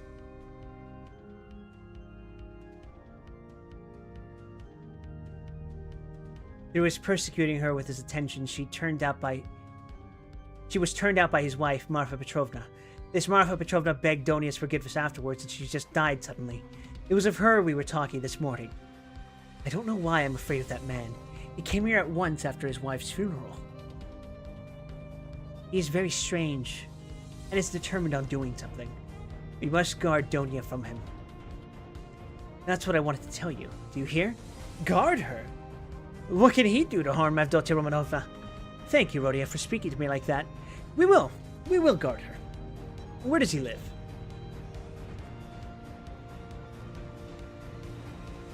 I don't know. Why didn't you ask? What a pity. I'll find out, though. Did you see him? Asked Raskolnikov after a pause. Yes, I noticed him. I noticed him well. Did you really see him? You saw him clearly? Raskolnikov insisted. Yes, I remember him perfectly. I should know him in 1,000. I have a good memory for faces. They were silent again. That's all right, muttered Raskolnikov. Do you know, I keep thinking that it may have been a hallucination. That's a typo, isn't it? An hallucination? Whatever. What do you mean? I don't understand you. Well, you all say, Raskolnikov went on, twisting his mouth into a smile, that I am mad. I thought just now that perhaps I really am mad and I've only seen a phantom. What do you mean? Why, who can tell? Perhaps I am really mad. And perhaps everything that happened all these days may be only imagination. Rhodia, you have been upset again! But what did he say? What did he come for? Raskolnikov did not answer. Razumihin thought a minute. Now let me tell you my story, he began. I came to you, you were asleep. Then we had dinner, and then I went to Porphyry. Zametov was still with him. I tried to begin, but it was no use. I couldn't speak in the right way. They don't seem to understand and can't understand, but are not a bit ashamed. I drew Porphyry to the window and began talking to him, but it was still no use. He looked away and I looked away. At last I shook my fist in his ugly face and I told him as a cousin I'd brain him. He merely looked at me. I cursed and came away. That was all. It was very stupid. To Zametov, I didn't say a word. But you see, I thought I'd made a mess of it. But as I went downstairs, a brilliant idea struck me. Why should we trouble? Of course, if you were in any danger or anything, but why need you care? We need to care a hang for them. We shall have a laugh at them afterwards. And if I were in your place, I'd mystify them more than ever. How ashamed they'll be afterwards. Hang them! We can thrash them afterwards, but let's laugh at them now. To be sure, answered Raskolnikov. What will you say tomorrow? He thought to himself. Strange to say, till that moment it had never occurred to him to wonder what Razumihin would think when he knew. As he thought it, Raskolnikov looked at him. Razumihin's account of his visit to Porphyry had very little interest for him. So much had come and gone since then. In the corridor they came upon Lucian. He had arrived punctually at 8 and was looking for the number, so that all three went in together without greeting or looking at one another. The young men walked in first, while Pyotr Petrovich, for good manners, lingered a little in the passage, taking off his coat. Pulcheria Alexandrovna came forward at once to greet him in the doorway. Donia was welcoming her brother. Pyotr Petrovich walked in and quite amiably, though with redoubled dignity, bowed to the ladies.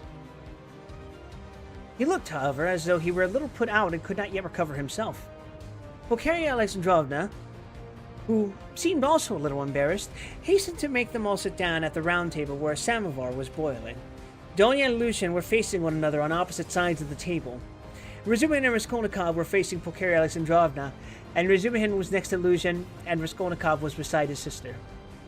A moment's silence followed. Pyotr Petrovich deliberately drew out a cambric handkerchief, reeking of scent, and blew his nose with an air of a benevolent man who felt himself slighted, and was firmly resolved to insist on an explanation. In the passage, the idea had occurred to keep him on his overcoat and walk away, and so give the two ladies a sharp and emphatic lesson and make them feel the gravity of the position. But he could not bring himself to do this. Besides, he could not endure uncertainty, and he wanted an explanation. If his request had been so openly disobeyed, there was something behind it, and in that case it was better to find it out beforehand. It rested with him to punish them, and there would always be time for that. I trust you had a favorable journey, he inquired officially of Pulcheria Alexandrovna. Oh, very, Pyotr Petrovich. I am gratified to hear it. And Avdotya Romanovna is not over-fatigued either? I am young and strong, and Avdotya Romanovna is not... Oh, shit, fuck, I'm reading the wrong line, shit.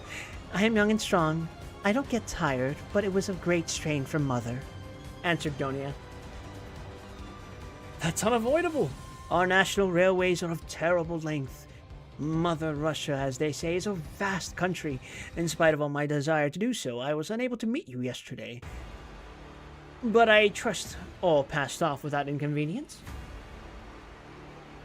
Oh no, Pyotr Petrovich, it was all terribly disheartening, Pulcheria Alexandrovna hastened to declare with peculiar intonation. And if Dmitri Prokofitch had not been sent us, I really believe by God himself we should have been utterly lost. Here he is, Dmitri Prokofiev Razumihin. She added, introducing him to Lucian. I had the pleasure yesterday, muttered Pyotr Petrovich with a hostile glance sidelong at Razumihin. Then he scowled and was silent. Pyotr Petrovich belonged to that class of persons on the surface very polite in society, who make a great point of punctiliousness. Fucking goddamn it. Punctiliousness.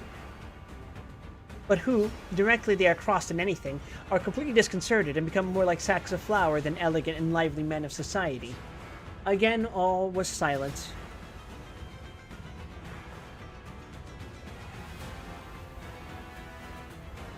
Excuse me. Again, all was silent. Raskolnikov was obstinately mute. Avdotya Romanovna was unwilling to open the conversation too soon.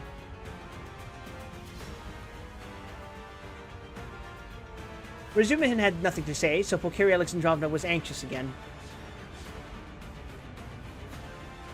Marfa Petrovna is dead, have you heard?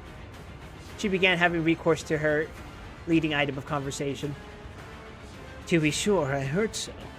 I was immediately informed, and I have come to make you acquainted with the fact that Arkady Ivanovich Svidrigailov set off in haste for Petersburg immediately after his wife's funeral. So at least I have excellent authority for believing. To Petersburg? Here? Donia asked in alarm and looked at her mother. Yes, indeed, and doubtless not without some design, having in view the rapidity of his departure, and all the circumstances preceding it. Good heavens! Won't he leave Donia in peace even here? Cried Pulcheria Alexandrovna. I imagine that neither you nor Avdotya Romanovna have any grounds for uneasiness, unless, of course, you are yourselves desirous of getting into communication with him. For my part, I am on my guard, and am now discovering where he is lodging.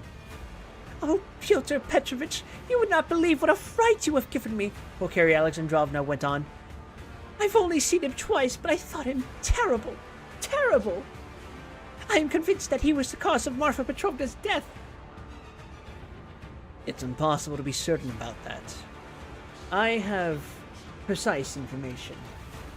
I do not dispute that he may have contributed to accelerate the course of events by moral influence, so to say, of the affront. But as to the general conduct and moral characteristics of that personage, I am in agreement with you. I do not know whether he is well off now, and precisely what Marfa Petrovna left him. This will be known to me within a very short period. But no doubt here in Petersburg, if he has any pecuniary resources, he will relapse at once into his old ways. He is the most depraved and abjectly vicious specimen of that class of men. I have considerable reason to believe that Marfa Petrovna, who was so unfortunate as to fall in love with him and to pay his debts 8 years ago, was of service to him also in another way, solely by her exertions and sacrifices, a criminal charge involving an element of fantastic and homicidal brutality for which he might well have been sentenced to Siberia was hushed up. That's the sort of man he is, if you care to know. Good heavens! Cried Pulcheria Alexandrovna. Raskolnikov listened attentively. Are you speaking the truth when you say that you have good evidence of this? Donia asked sternly and emphatically. I only repeat what I was told in secret by Marfa Petrovna. I must observe from the legal point of view the case was far from clear. There was, and I believe still is, living here a woman called Reslich, a foreigner, who lent small sums of money at interest, and did other commissions, and with this woman Svidrigailov had for a long while close and mysterious relations. She had a relation of a niece, I believe, living with her, a deaf and dumb girl of 15, or perhaps not more than 14. Uh-oh! Reslich hated this girl and grudged her every crust. He used to beat her mercilessly. One day the girl was found hanging in the garret. Yep. At the inquest, the verdict was suicide. After the usual proceedings, the matter ended, but later on information was given that the child had been cruelly outraged by Svidrigailov. It is true this was not clearly established. The information was given by another German woman of loose character whose word could not be trusted. No statement was actually made to the police thanks to Marfa Petrovna's money and exertions. It did not get beyond gossip. And yet the story is a very significant one. You heard, no doubt, Avdotya Romanovna, when you were with them, the story of the servant Philip, who died of ill treatment he received 6 years ago, before the abolition of serfdom. I heard on the contrary that this Philip hanged himself. Quite so, but what drove him, or rather perhaps disposed him to suicide, was the systematic persecution and the severity of Mr. Zhigilov. I don't know that, answered Donia dryly. I only heard a queer story that Philip was a sort of hypochondriac, a sort of domestic philosopher. The servants used to say he read himself silly, and that he hanged himself partly on account of Mr. Zvidragilov's mockery of him and Anata's blows. When I was there, he behaved well to the servants, and they were actually fond of him, though they certainly did blame him for Philip's death. I perceive, Avdotya Romanovna, that you seem disposed to undertake his defense all of a sudden.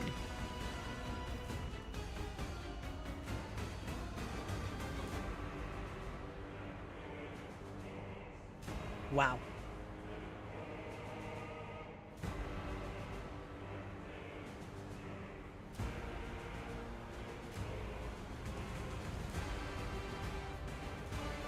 Lucian observed, twisting his lips into an ambiguous smile.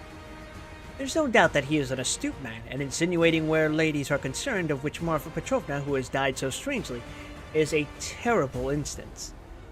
My only desire has been to be of service to you and your mother with my advice in view of the renewed efforts which may certainly be anticipated from him.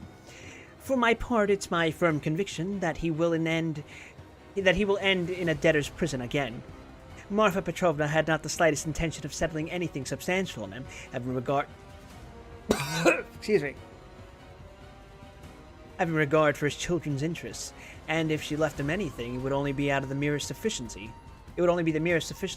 something insignificant and ephemeral, which would not last a year for a man of his habits.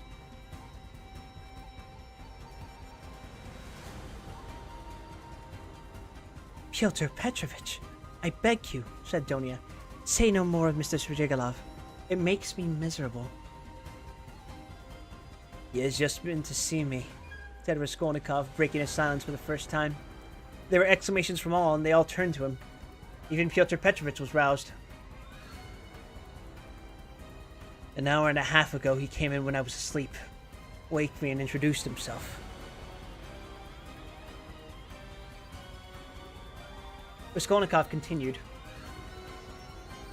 He was fairly cheerful and at ease, and quite hopes that we shall become friends. He's particularly anxious, by the way, Donia, for an interview with you, at which he asked me to assist. He has a proposition to make to you, and has told me about it. He told me, too, that a week before her death, Marfa Petrovna left you 3,000 rubles in her will, Donia, and that you can receive the money very shortly. Thank God! Cried Pulcheria Alexandrovna, crossing herself. Pray for her soul, Donia. It's a fact, broke from Lucian. Tell us, what more? Donia urged Raskolnikov. Then he said that he wasn't rich and that all the estate was left to his children who are now with an aunt. Then that he was staying somewhere not far from here, but where I don't know. I didn't ask. But what? What does he want to propose to Donia? Cried Pulcheria Alexandrovna in a fright. Did he tell you?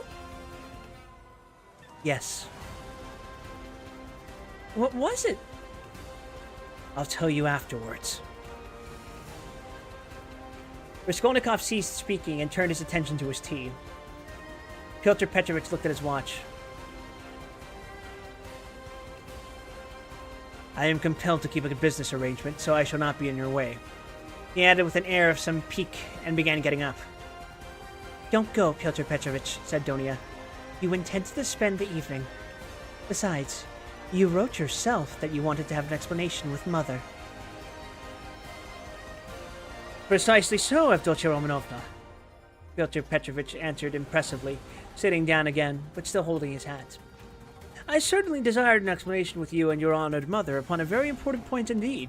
But as your brother cannot speak openly in my presence of some proposals of Mr. Svijigilov, I too do not desire and am not able to speak openly in the presence of others of certain matters of the greatest gravity. I have to skip this one.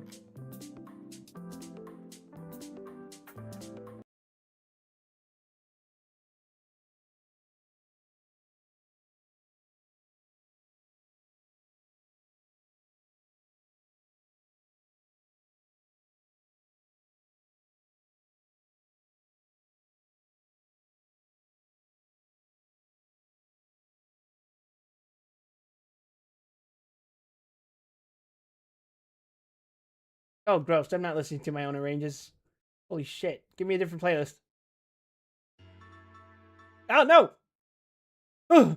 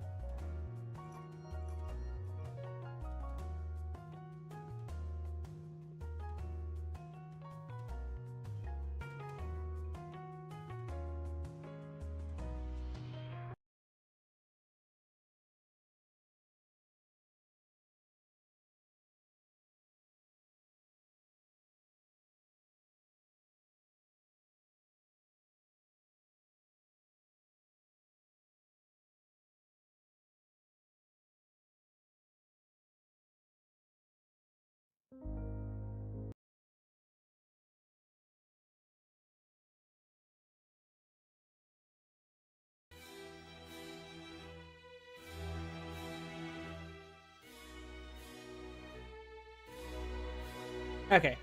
Hold on. Ugh. Hearing my own arrangements on... Oh. That's a horrible feeling.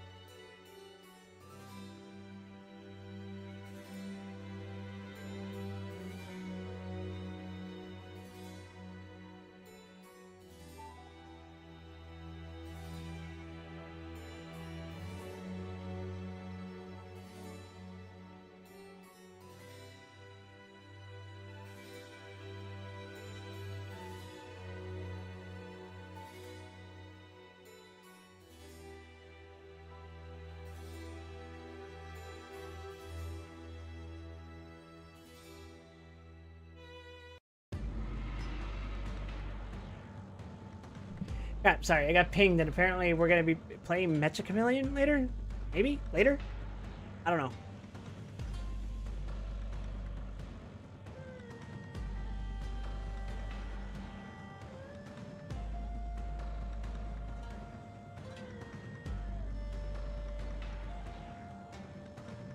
Alright. Where were we? Okay. Moreover, my most weighty and urgent request has been disregarded. Assuming an aggrieved air, Lucian relapsed into dignified silence.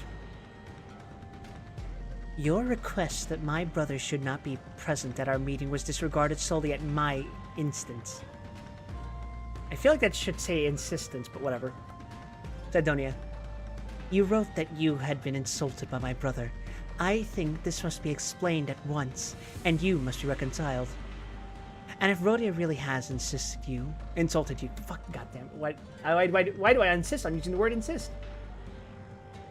Then he should and will apologize. Pyotr Petrovich took a stronger line. There are insults, Avdotya Romanovna, which no good will can make us forget.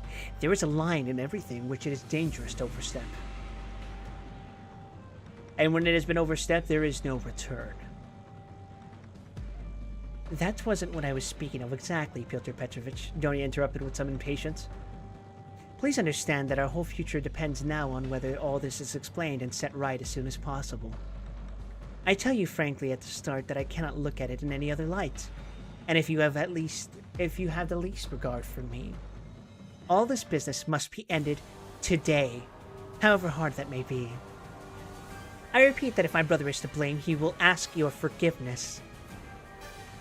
I am surprised that you're putting the question like that, said Lucian, getting more and more irritated. Esteeming, and so to say adoring you, I may at the same time very well indeed be able to dislike some member of your family. Though I lay claim to the happiness of your hand, I cannot accept duties incompatible with... Don't be so ready to take offense, Pyotr Petrovich, Donia interrupted with feeling, and be the sensible and generous man I have always considered and wish to consider you to be. I've given you a great promise. I am your betrothed. Trust me in this matter, and, believe me, I shall be capable of judging impartially. My assuming the part of judge is as much a surprise for my brother as for you. When I insisted on his coming to our interview today after your letter, I told him nothing of what I meant to do. Understand that, if you are not reconciled, I must choose. Between you, it must be either you or he. That is how the question rests on your side and on his. I don't want to be mistaken in my choice, and I must not be. For your sake, I must break off with my brother. For my brother's sake, I must break off with you. I can find out for certain whether now he is a brother to me, and I want to know it. And of you, whether I am dear to you, whether you esteem me, whether you are the husband for me. Avdotya Romanovna! Lucian declared huffily, your words are of too much consequence to me. I will say more. They are offensive in view of the position I have the honor to occupy in relation to you. To say nothing of your strange and offensive setting me on a level with an impertinent boy, you admit the possibility of breaking your promise to me. You say you or he, showing thereby of how little consequence I am in your eyes. I cannot let this pass considering the relationship and the obligations existing between us. What? Cried Donia, flushing. I set your interest beside all that has hitherto been most precious in my life, what has made up the whole of my life, and here you are offended at my making too little account of you? Raskolnikov smiled sarcastically. Razumihin fidgeted, but Pyotr Petrovich did not accept the reproof. On the contrary, at every word he became more persistent and irritable, as though he relished it.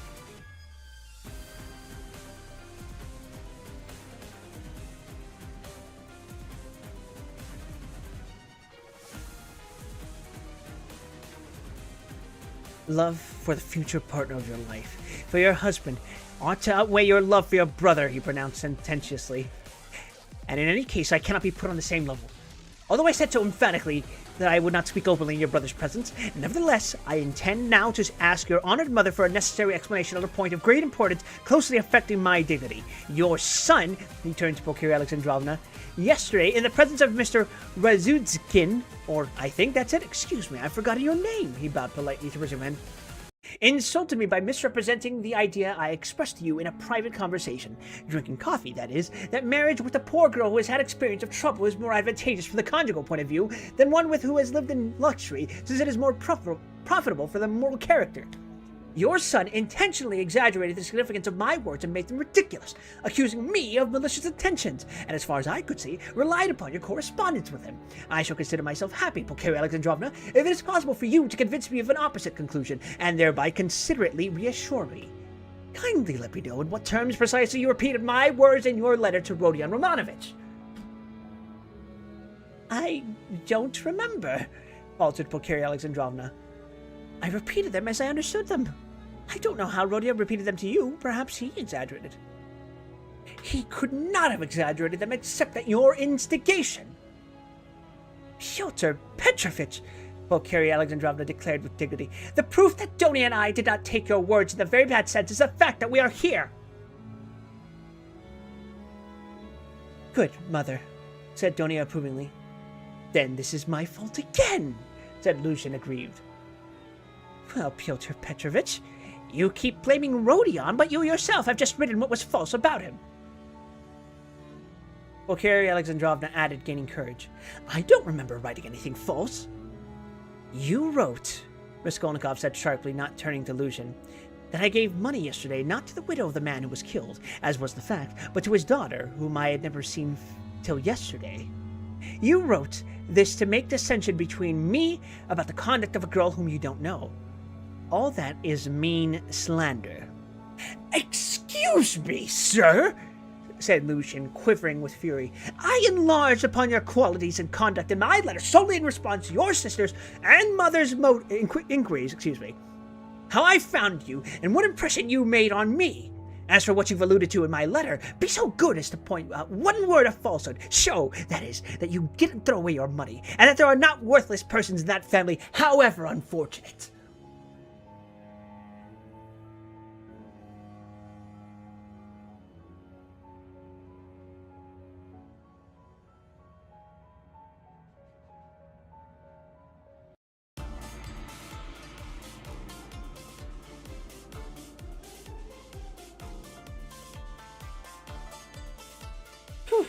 Okay.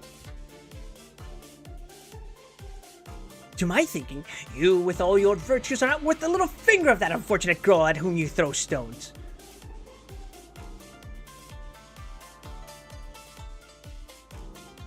Would you go so far as to let her associate with your mother and sister? I've done so already, if you care to know. I made her sit down today with Mother and Donia. Rhodia! Cried Pulcheria Alexandrovna. Donia crimsoned. Razumihin knitted his brows. Lucian smiled with lofty sarcasm. You may see for yourself, Avdotia Romanovna, he said, whether it is possible for us to agree. I hope now that this question is at an end once and for all. I will withdraw, that I may not hinder the pleasures of family intimacy and the discussion of secrets. He got up from his chair and took his hat. But in withdrawing, I venture to request that for the future I may be spared similar meetings and, so to say, compromises. I appeal particularly to you, honored Pulcheria Alexandrovna, on this subject, the more as my letter was addressed to you and to no one else. Pulcheria Alexandrovna was a little offended. You seem to think we are completely under your authority, Pyotr Petrovich. Donia has told you the reason your desire was disregarded. She had the best intentions, and indeed you write as though you were laying commands upon me. Are we to consider every desire of yours as a command? Let me tell you on the contrary that you ought to show particular delicacy and consideration for us now, because we have thrown up everything and have come here relying on you, and so we are in any case, in a sense, in your hands. That is not quite true, Pulcheria Alexandrovna, especially at the present moment, when the news has come of Marfa Petrovna's legacy, which seems indeed very apropos, judging from the new tone you take to me, he added sarcastically. Judging from that remark, we may certainly presume that you are reckoning on our helplessness, Donia observed irritably. But now, in any case, I cannot reckon on it, and I particularly desire not to hinder your discussion of the secret proposals of Arkady Ivanovich Svidrigailov, which he has entrusted to your brother, and which have, I perceive, a great and possibly very agreeable interest for you. Good heavens! Cried Pulcheria Alexandrovna. Razumihin could not sit still in his chair. Aren't you ashamed now, sister? Asked Raskolnikov.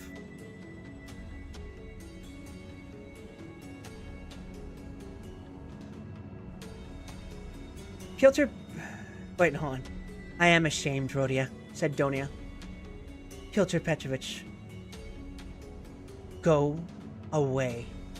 She turned to him, white with anger. Pyotr Petrovich had apparently not at all expected such a conclusion. He had too much confidence in himself, in his power and in the helplessness of his victims. He could not believe it even now. He turned pale and his lips quivered. Avdotya Romanovna, if I go out of this door now, after such a dismissal, then you may reckon on it I will never come back. Consider what you are doing. My word is not to be shaken. What insolence! Cried Donia, springing up from her seat. I don't want you to come back again. What? So that's how it stands, cried Lucian, utterly unable to the last moment to believe in the rupture, and so completely thrown out of his reckoning now. So that's how it stands. What do you know, Avdotya Romanovna? That I might protest.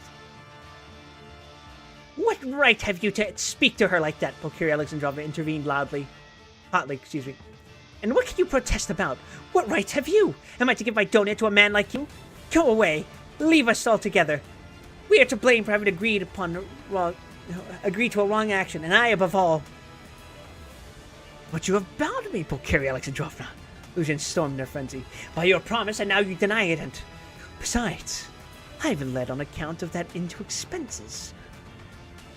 This last complaint was so characteristic of Pyotr Petrovich that Raskolnikov, pale with anger and with the effort of restraining it, could not help breaking into laughter. But Pulcheria Alexandrovna was furious. Expenses? What expenses? Are you speaking of your trunk? But the conductor brought it for nothing for you. Mercy on us, we have bound you? What are you thinking about, Mr. Pyotr Petrovich? It was you bound us, hand and foot, not we. Enough, mother. No more, please, Avdotya Romanovna implored. Pyotr Petrovich, do be kind and go. I am going. But one last word, he said, quite unable to control himself. Your mamma seems to have entirely forgotten that I made up my mind to take you, so to speak, after the gossip of the town had spread all over the district in regard to your reputation. Disregarding public opinion for your sake and reinstating your reputation, I certainly might very well reckon on a fitting return, and might indeed look for gratitude on your part. And my eyes have only now been opened. I see myself that I may have acted very, very recklessly disregarding the universal verdict. Does the fellow want his head smashed? Cried Razumihin, jumping up. You are a mean and spiteful man, said Donia. Not a word. Not a movement, cried Raskolnikov, holding Razumihin back and going close up to Lucian. Kindly leave the room, he said quietly and distinctly. And not a word more. Or...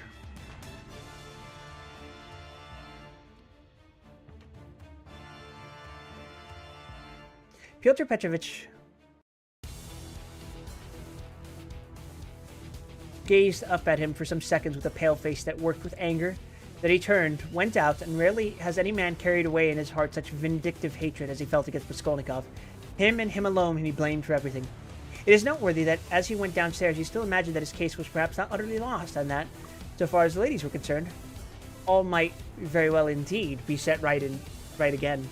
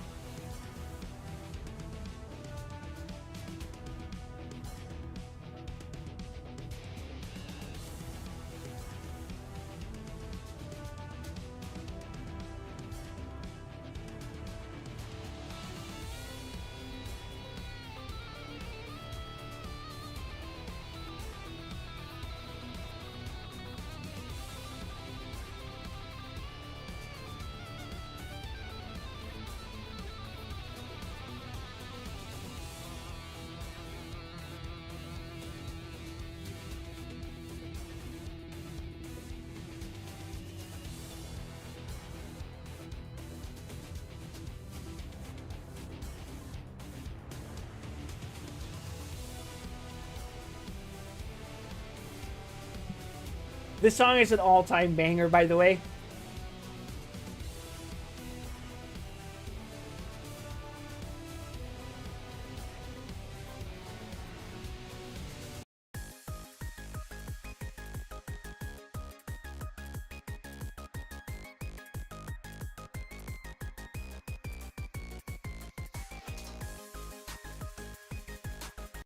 It's like, what fucking song is this? Oh, this is from the fucking Intervallo with the crabs. Anyway, we're back to gaming.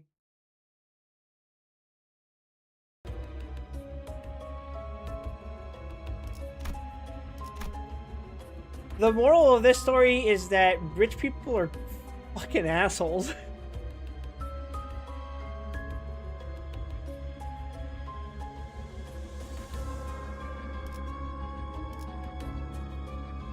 That's what I think, anyway. 이번 전투가 끝나면 반드시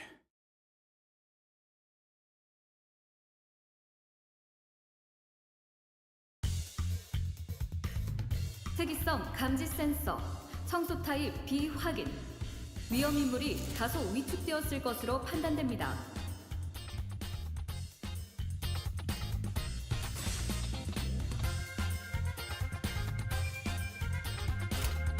당신의 판단에 따를게요. 낙인을 새겨드리죠. エリートオペレーターの身の腕前です 사냥 끝. 모조리 해체해줄게. 첫 여정을 시작합니다. 너는 머리를 좀 매일 좋아하시고 약한 대로 감회가 새로워요. 우와 지금 완전 삼촌들이랑 공호대 같았어 스승님을 행복하게 할 수 있다면 이 끝에서 다 함께 기쁨을 나눌 수만 있다면 그 어떤 두려움도 어둠의 빛과 같이 그렇게 서 있어. 잘 들어가면 사무실 직원을 더 늘릴 가장 예외는 없고 다음. Oh, this team's gonna be a fucking banger. 벌써부터 느껴지는 것만 같습니다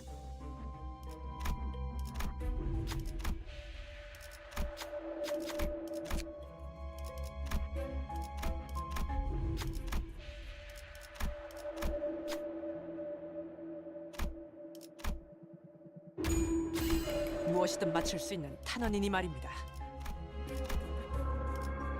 공세가 시작되기 전에 파우스트가 나서겠습니다.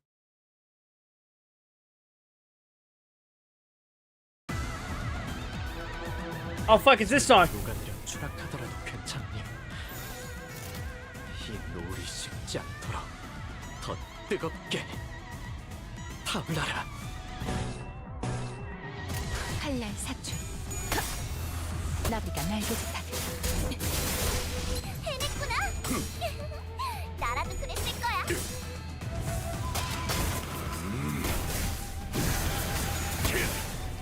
전격발.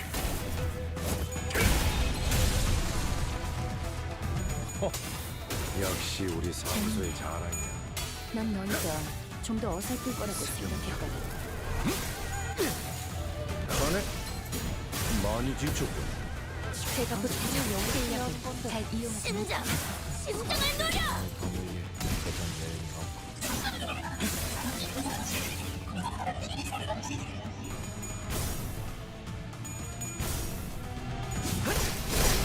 Wait, that shit has attack weight? Oh!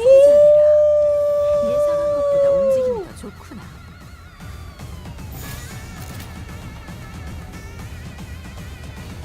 Alright. 칼날 사출. 이렇게들 후회하지. 이제 싱수에선 벗어났나?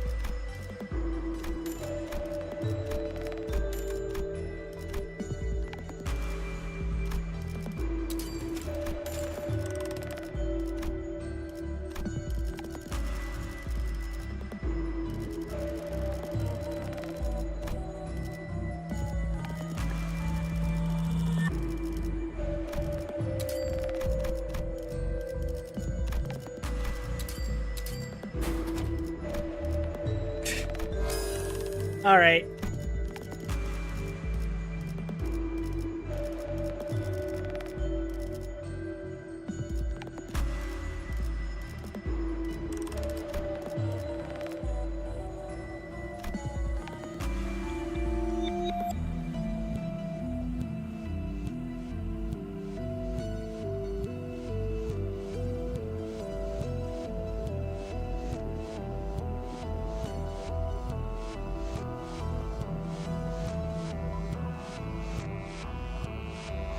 I'm trying to remember what I should or should not be enhancing.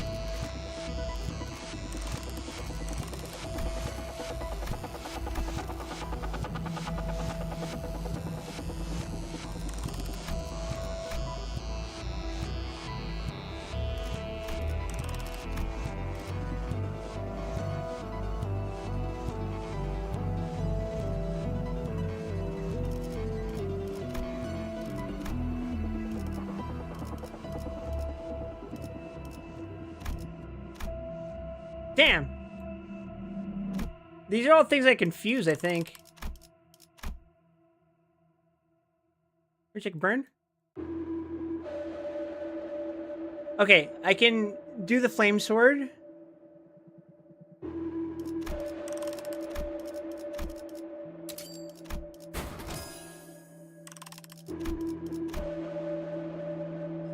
The butterfly is also free, I think.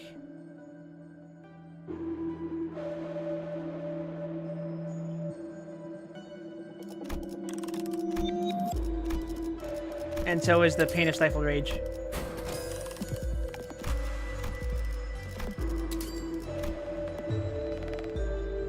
Right? Yeah. Okay.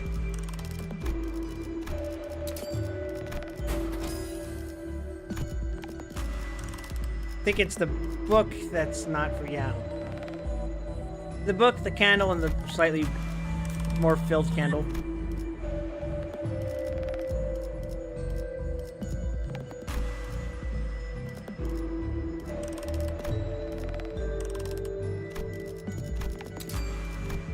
Fuck it, I guess.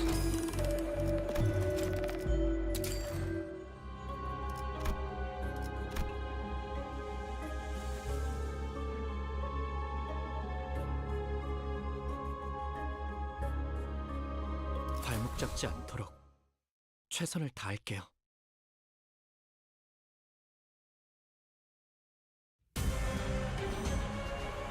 선배, 스승님을 행복하게 할 수 있다면 이 끝에서 다 함께 기쁨을 나눌 수만 있다면 그 어떤 두려움도 저를 도망치게 할 수 없을 거야. 같은 날 위해 나보다 날개짓하네. ドクターのように優れた 역시 우리 사무소의 자랑이야.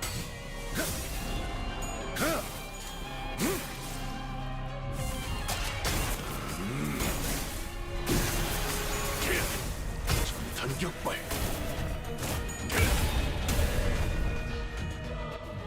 이런 건 옳지 않은 거야. 관리자가 상황에 맞는 효과적인 공격 수단을 택했으니 당연한 결과일 테지. 당신과 한없이 닮은. 아, 여기서 이런 공격이 잘 먹히는군요.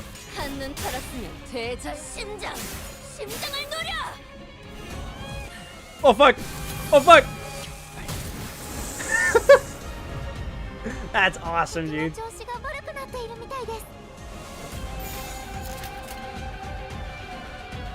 칼날 사출.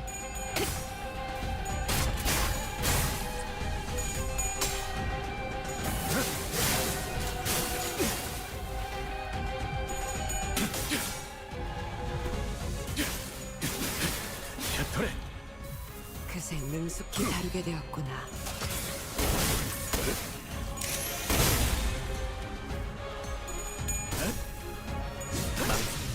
이런 건 구경하기도 어려운데 이번으로 몇 번째 통과죠? 나중에 17번째라네. 분석해볼 만한 가치가 있겠어. 확실히 관리자의 지위가 동반된다면 기억해둘게. 승률이 상당히 높군. That was a lot of yapping. Holy shit.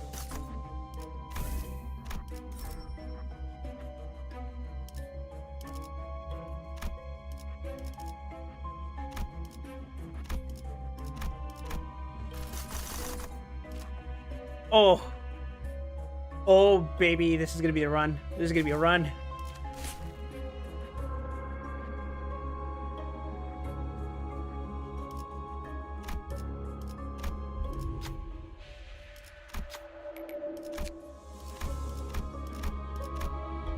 All the fucking stars are aligning!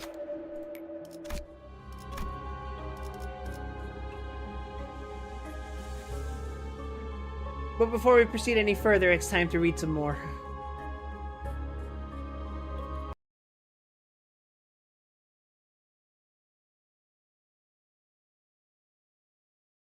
Hold on. Shit, why am I feeling eepy at this hour? Not that late.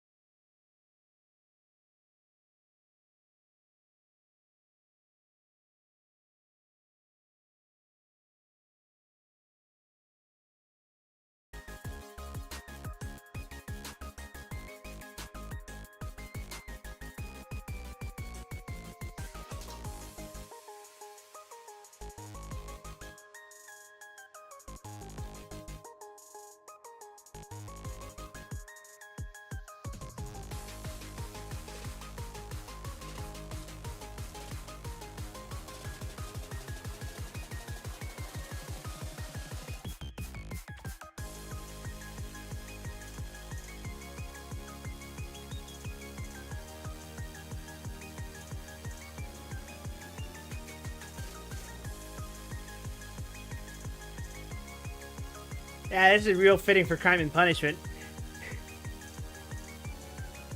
I gotta take a fucking gulp of water for this one.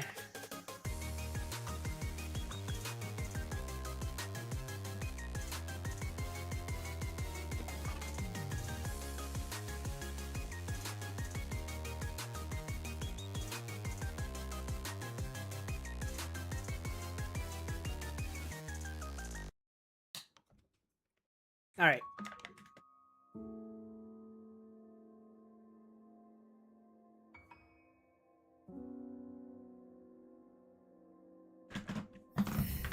The fact was that up to the last moment he had never expected such an ending.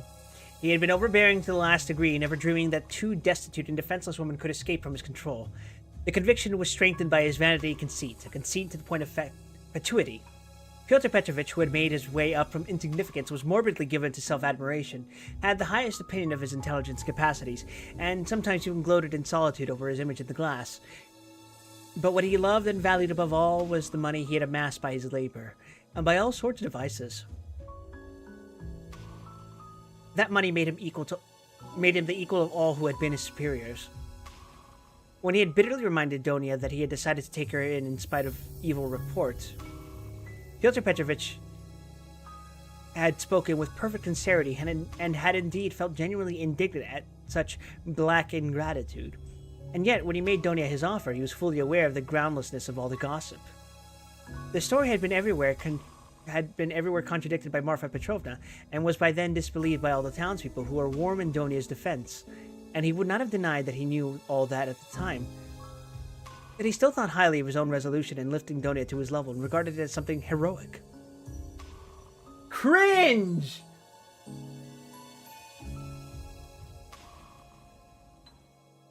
In speaking of it to Donia, he had let out the secret feeling he cherished and admired, and he could not understand that others should fail to admire it too.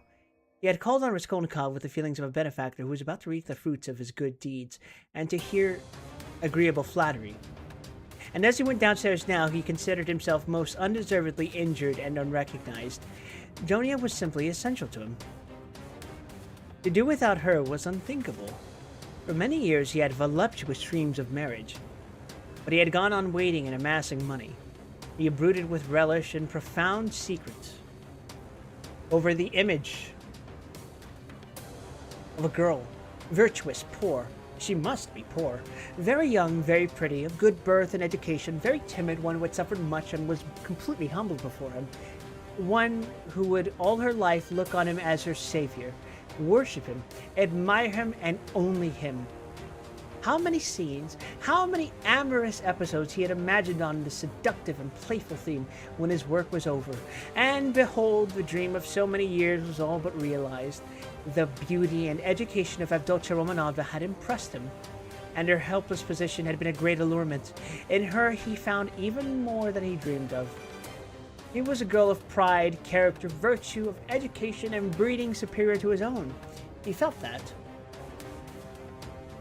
And this creature would be slavishly grateful all her life for his heroic condescension, and would humble herself in the dust before him. And he would have absolute unbounded power over her. Not long before he had too, after long reflection and hesitation, made an important change in his career and was now entering a wider circle of business. With this change, his cherished dreams of rising into a higher class of society seemed likely to be realized. He was, in fact, determined to try his fortune in Petersburg. He knew that woman could do a very great deal. The fascination of a charming, virtuous, highly educated woman might make his way easier, might do wonders in attracting people to him, throwing an aureole around him, and now everything was in ruins. This sudden, horrible rupture affected him like a clap of thunder. It was like a hideous joke, an absurdity. He had only been a tiny bit masterful, had not even time to speak out, had simply made a joke, been carried away, and it had ended so seriously. And of course, too, he did love Donia in his own way. He already possessed her in his dreams, and all at once. No. The next day, the very next day, must all be set right, smoothed over, settled. Above all, he must crush that conceited milksop who was the cause of it all. With a sick feeling, he could not help recalling Razuhin too, but he soon reassured himself on that score. As though a fellow like that could be put on a level with him.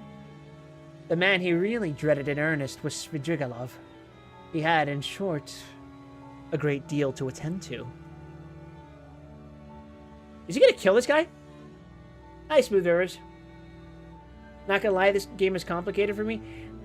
I could explain it to you eventually. You just need to ask me, like, certain questions first.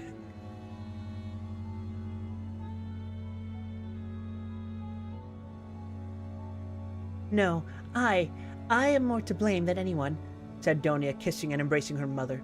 I was tempted by his money, but on my honor, brother, I had no idea he was such a base man. If I had seen through him before, nothing would have tempted me. Don't blame me, brother. God has delivered us!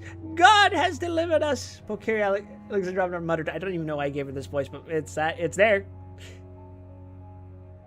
But half-consciously, as though scarcely able to realize what had happened. They were all relieved, and in 5 minutes they were laughing. Only now and then Donia turned white and frowned, remembering what had passed. Pulcheria Alexandrovna was surprised to find that she too was glad. She had only that morning thought rupture with Lucian a terrible misfortune. Razumin was delighted. He did not dare to express his joy fully, but he was in a fever of excitement as though a ton weight had fallen off his heart. Now he had the right to devote his life to them, to serve them. Anything might happen now. But he felt afraid to think of further possibilities and dared not let his imagination range. Raskolnikov sat still in the same place, almost sullen and indifferent. Though he had been most insistent on getting rid of Lucian, he seemed now the least concerned at what had happened. Donia could not help thinking that he was still angry with her, and Pulcheria Alexandrovna watched him timidly. "What did Svidrigailov say to you?" said Donia, approaching him. Yes, yes, cried Pulcheria Alexandrovna. Raskolnikov raised his head. He wants to make you a present of 10,000 rubles, and he desires to see you once in my presence. See her? On no account! Cried Pulcheria Alexandrovna. And how dare he offer her money? Then Raskolnikov repeated, rather dryly, his conversation with Svidrigailov, omitting his account of the ghostly visitations of Marfa Petrovna, wishing to avoid all unnecessary talk.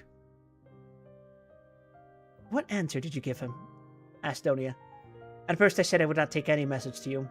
Then he said he would do his utmost to obtain an interview with you without my help. He assured me that his passion for you was a passing infatuation. Now he has no feeling for you. He doesn't want you to marry Lucian. His talk was altogether rather muddled. How do you explain him to yourself, Rhodia?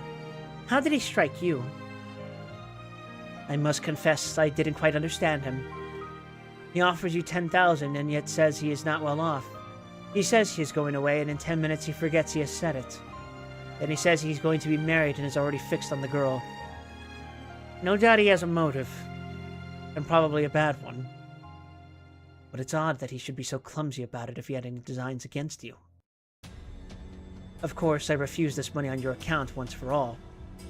Altogether, I thought him very strange. One might almost think he was mad. But I may be mistaken. That may only be the part he assumes. The death of Marfa Petrovna seems to have made a great impression on him. God rest her soul! Exclaimed Pulcheria Alexandrovna. I shall always, always pray for her. Where should we be now, Donia, without this 3,000? It's as though it had fallen from heaven. Why, Rhoda, this morning we had only 3 rubles in our pocket, and Donia and I were just planning to pawn her watch, so as to avoid borrowing from that man until he offered help. Donia seemed strangely impressed by Sir Jigalov's offer. She still stood meditating. He has got some terrible plan, she said in a half-whisper to herself, almost shuddering. Raskolnikov noticed this disproportionate terror. I fancy I shall have to see him more than once again, he said to Donia. We will watch him. I will track him out, cried Razumihin vigorously. I won't lose sight of him. Rhodia has given me leave. He said to me himself just now, take care of my sister. Will you give me leave too, Avdotya Romanovna? Donia smiled and held out her hand, but the look of anxiety did not leave her face. Pulcheria Alexandrovna gazed at her timidly, but the 3,000 rubles had obviously a soothing effect on her.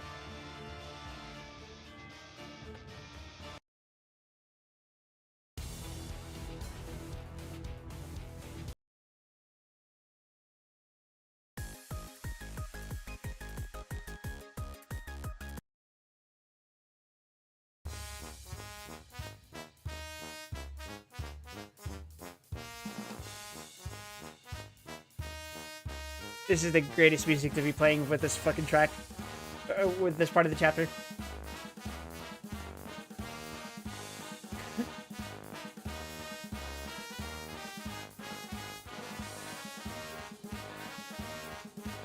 Pulcheria Alexandrovna gazed at her timidly, but the 3,000 rubles had obviously seen the effect on her.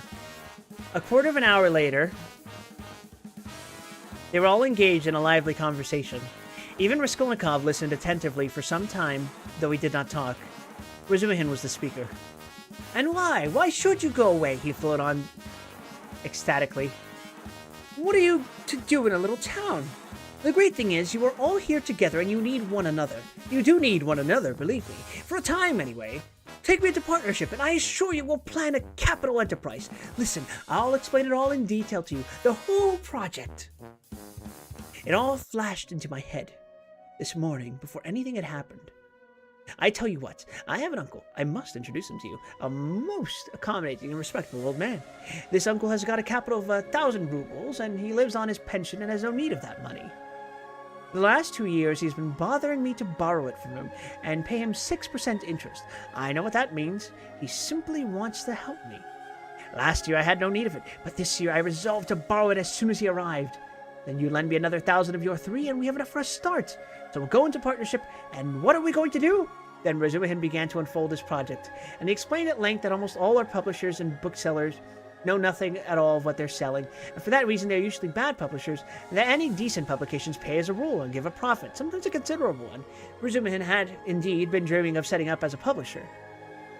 For the last 2 years, he had been working in publishers' offices, and knew 3 European languages as well, though he had told Raskolnikov 6 days before that he was schwach in German, with an object of persuading him to take half his translation and half the payment for it. He told a lie then, and Raskolnikov knew he was lying.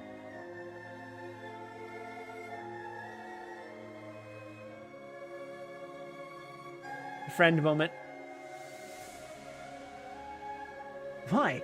Why should we let our chance slip when we have one of the chief means of success? Money of our own! Cried Razumihin warmly. Of course, there will be a lot of work, but we will work. You, Avdotya Romanovna, I, Rodion, you get splendid profit on some books nowadays. And the great point of the business is that we shall know just what wants translating, and we shall be translating, publishing, learning all at once. I can be of use because I have experience. For nearly 2 years, I've been scuttling about among the publishers. And now I know every detail of their business.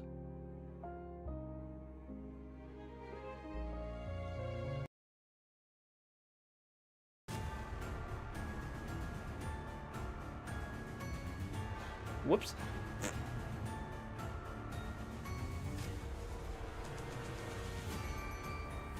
What are they saying? Okay. You need not be a saint to make pots, believe me. And why? Why should we let our chance slip? Why, I know, and I keep a secret. 2 or 3 books which one might get 100 rubles simply for thinking of translating and publishing. Indeed, and I would not take 500 for the very idea of one of them. And what do you think? If I were to be a publisher, if I were to tell a publisher, I dare say he'd hesitate. They're such blockheads. And as for the business side, printing, paper, selling, you trust to me, I know my way about. We'll begin in a small way and go on to a large. In any case, it will get us our living, and we shall get back our capital. Donia's eyes shone. I like what you are saying, Dmitri Prokofitch, she said. I know nothing about it, of course, put in Pulcheria Alexandrovna. It may be a good idea, but again, God knows, it's new and untried. Of course, we must remain here at least for a time, she looked at Rodia. What do you think, brother? I think he's got a very good idea, he answered. Of course, it's too soon to dream of a publishing firm. We certainly might bring out 5 or 6 books and be sure of success. I know of one book myself which would be sure to go well. And as for his being able to manage it, there's no doubt about that either. He knows the business. But we can talk it over later. Hurrah! Cried Razumihin. Now stay. There's a flat here in this house belonging to the same owner. It's a special flat apart, not communicating with these lodgings. It's furnished, rent moderate, 3 rooms. Suppose you take them to begin with. I'll pawn your watch tomorrow and bring you the money, and everything can be arranged then. You can all 3 live together, and Rodia will be with you. But where are you off to, Rodia? What, Rodia, are you going already? Okay, Alexandrovna asked in dismay. At such a minute? Cried Razumihin. Donia looked at her brother with incredulous wonder. He held his cap in his hand, and he was preparing to leave them. One would think you were burying me or saying goodbye forever, he said somewhat oddly. He attempted to smile, but it did not turn out a smile. Oh, but who knows? Perhaps it is the last time we shall see each other. He let slip accidentally. It was what he was thinking, and it somehow was uttered aloud. What is the matter with you? Cried his mother. Where are you going, Rodia? Asked Donia rather strangely. Oh, I'm quite obliged to... He answered vaguely, as though hesitating what he would say. There was a look of sharp determination in his white face. I meant to say... As I was coming here, I meant to tell you, Mother, and you, Donia, that it would be better for us to part for a time. I feel ill. I am not at peace. I'll come afterwards. I will come of myself, when it's possible. I remember you, and love you. Leave me. Leave me alone. I decided this even before. I'm absolutely resolved on it. Whatever may come to me, whether I come to ruin or not, I want to be alone. Forget me altogether. It's better. Don't inquire about me. When I can, I'll come of myself, or I'll send for you. Perhaps it will all come back. But now, if you love me, give me up.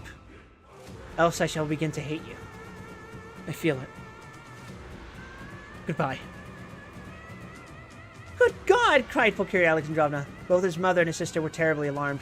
Razumihin was also. Rodia, Rodia, be reconciled with us! Let us be as before! Cried his poor mother.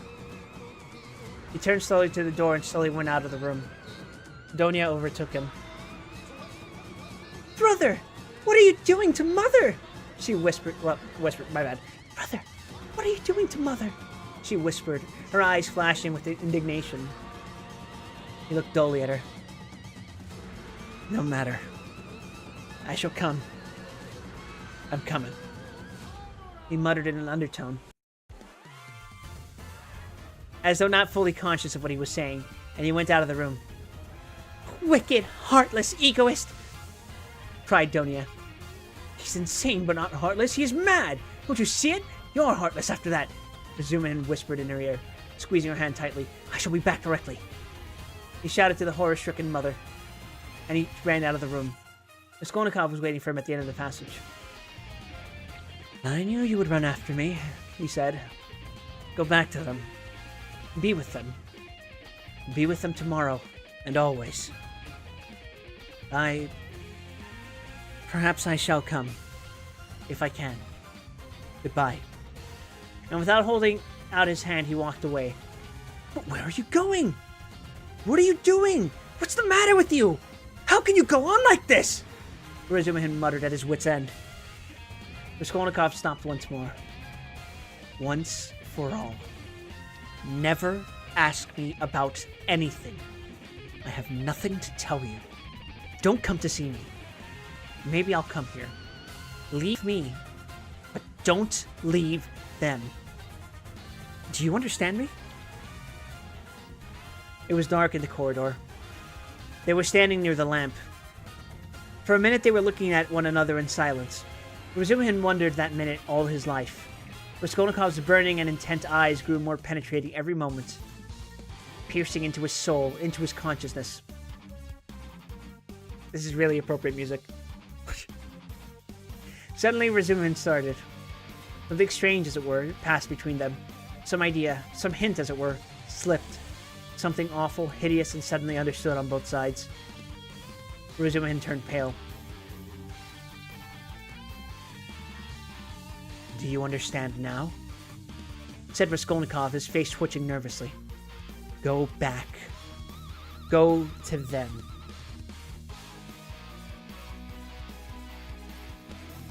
He said, and suddenly, and turning quickly, he went out of the house.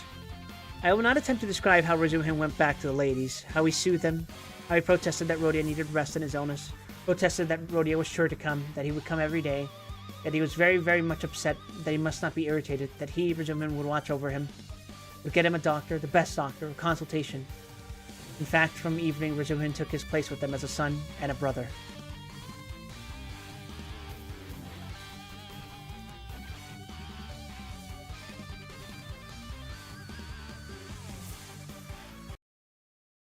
Damn.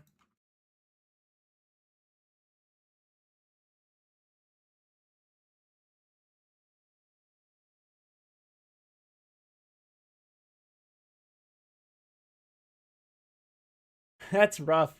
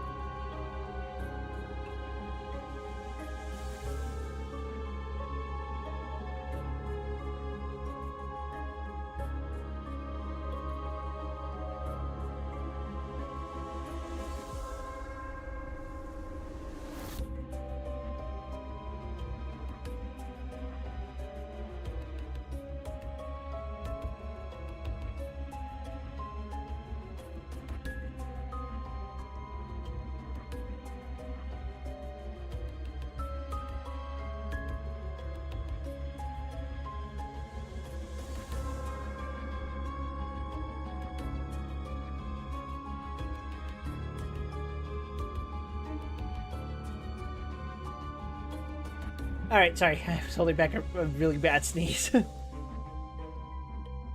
Let us continue to gameplay.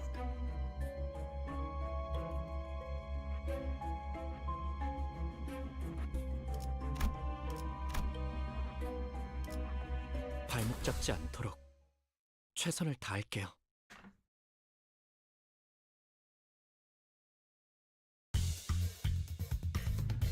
설령 요간이라 추락하더라도 괜찮니?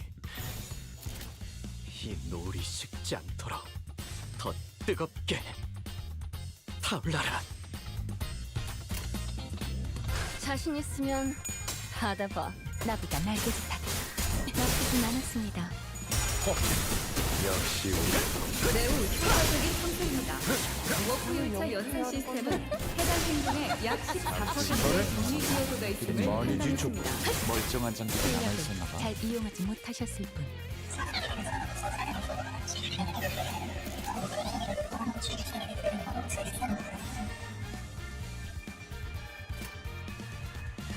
여명의 빛과 같이. 전에 이것밖에 못. Go, my minions. Go! Oh, so anyway, yes, and if you really are new to this game, I will explain one thing first. These numbers, the ones that are next to them up here, that is how fast each of these units go. Meaning, any unit higher than any unit on this side will go first. And vice versa. Like, for example, if this guy had a 1 next to him, this thing would act first, assuming it wasn't staggered like it is now. Being staggered means it's not going to do anything this turn, and it takes extra damage. So my units will move in this order. From her, to him, to her, to him, to him, to him. This little ball of yarn is me choosing which actions they get to do this turn. Sometimes characters will have to do one action. Each character comes with multiple copies of their skills. Typically, it's like 4 of these skills, 3 of these skills, and like 1 of these skills, something like that, right? It depends, I think. And every turn, you'll get your pick of any of the skills that are about to come up. You can see them in the preview hovering above the board here. Even though you can't see my mouse. But in this case, she has access to her skill 2s, I think. No, these are skill 1. She has 2 copies of her skill 1, so she's only going to be able to use one of these 2. In this case, she has her skill 1 and her skill 2. But she gets to act twice this turn, meaning she gets to pick one of these 2 actions and one of these 2 actions, which in this case are 2 of the same skill. Here, he has the option of his skill 2 and his skill 3. I'm going to make him use his skill 3. This character has options of skill 1 and skill 3. I'm going to make her use skill 3.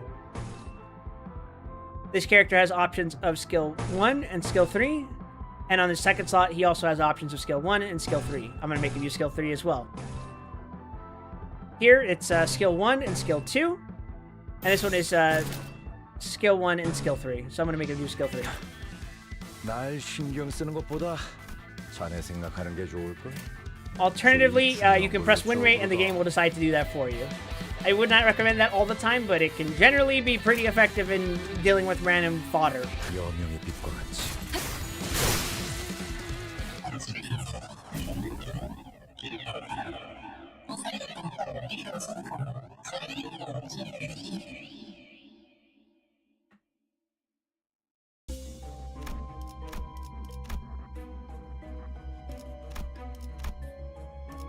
자, 판 돌아갑니다.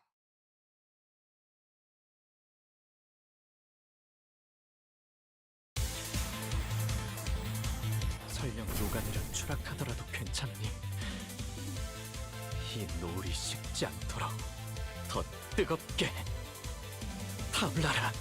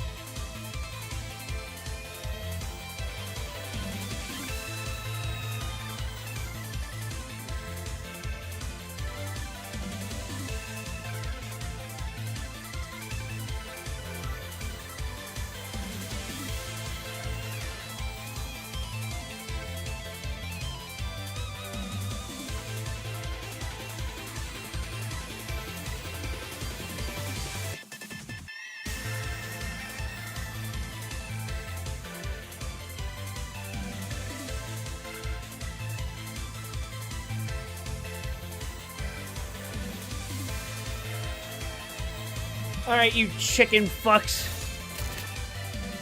Get ready to die. 이 궤적을 보고 떠올리시게. 당신과 함께 적에게 치명상을 입혔군요.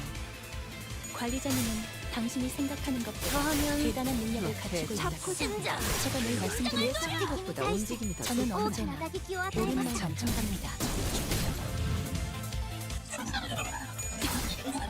나보다 나쁘진 않았습니다. 실력을 잘 매우 효과적인 청소입니다. 워프 열차 I 연산 killed him with my aura. 해당 행동의 약 14%의 유익한 정리 책이 기여도가 또 하나 있음을 늘었네. 판단했습니다. 도시에는 내가 모르는 것들이 많아. 이렇게 하나씩 알아가다 보면 언젠간 반드시 찾을 수 있겠지. 세상의 모든 것이 담긴 단 하나의 책을.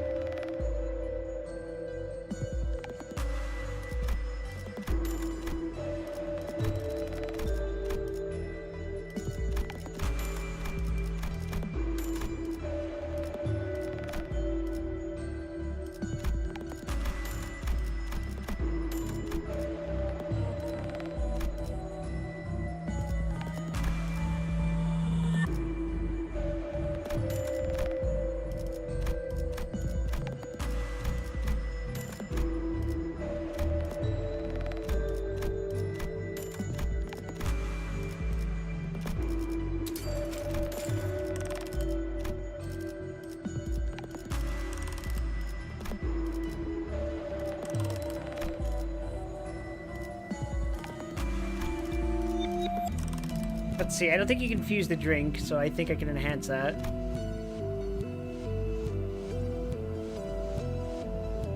Yep, drink is good.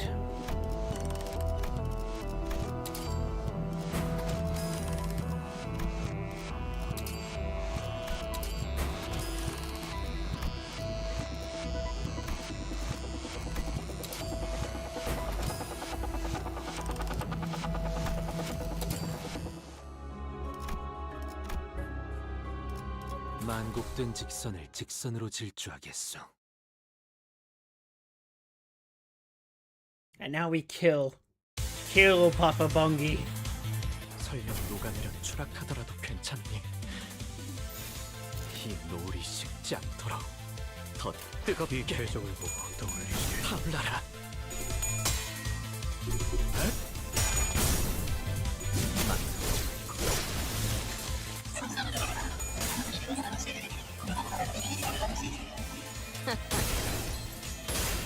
한눈 팔았으면 되져야지. 심장을 노려. 역할대로 대응할 저런 사람을 영입해야 하는 건데. 적에게 치명상을 입혔군요. 역시 관리자님은 당신이 생각하는 것보다 대단한 능력을 갖추고 있다고 제가 늘 말씀드렸죠.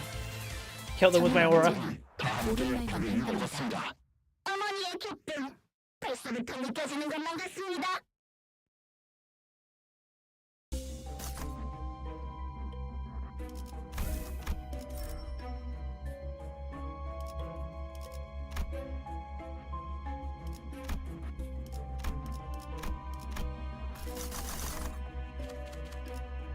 Alright, this time around we want to get full stop, I think.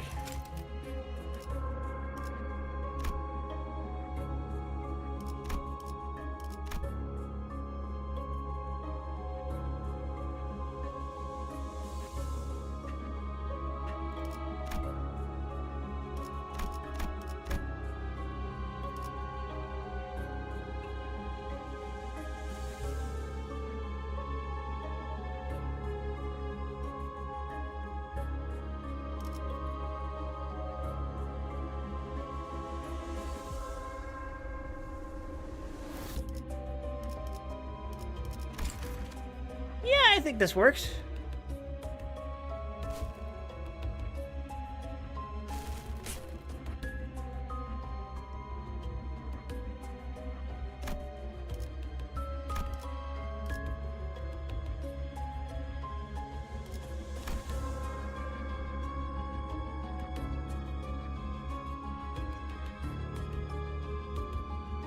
Alright,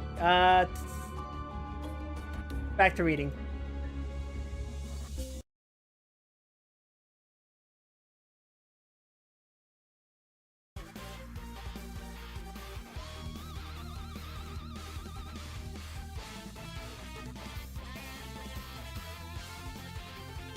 This is probably the last chapter we're going to read tonight.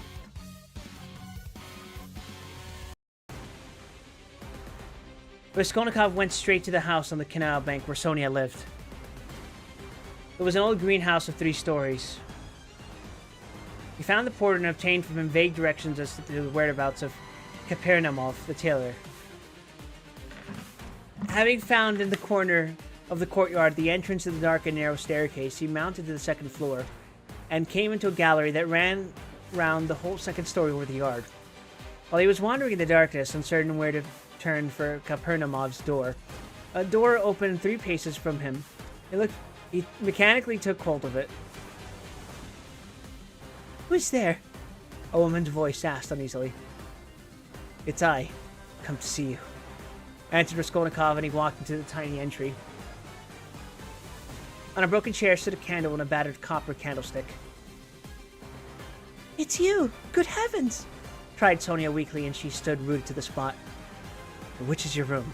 This way?" And Raskolnikov, trying not to look at her, hastened in. A minute later, Sonia too came in with a candle, set down the candlestick, and completely disconcerted stood before him, inexpressibly agitated and apparently frightened by his unexpected visit. The color rushed suddenly to her pale face and tears came into her eyes. She felt sick and ashamed and happy too. Raskolnikov turned away quickly and sat on a chair by the table. He scanned the room in a rapid glance. It was a large but exceedingly low-pitched room.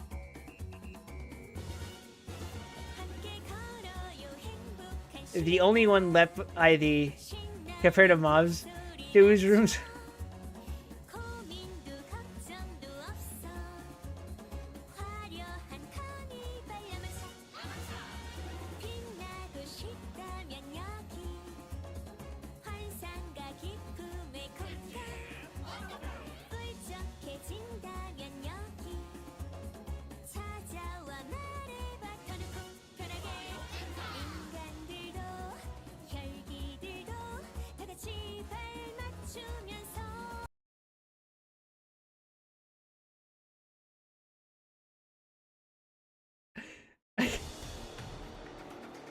Okay.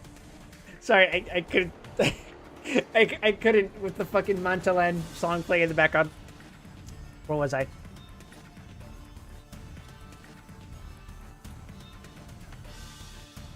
It was a large but exceedingly low-pitched room, the only one left by the Kapernamovs, to whose rooms a closed door led in the wall on the left. In the opposite side on the right-hand wall was another door, always kept locked. That led to the next flat,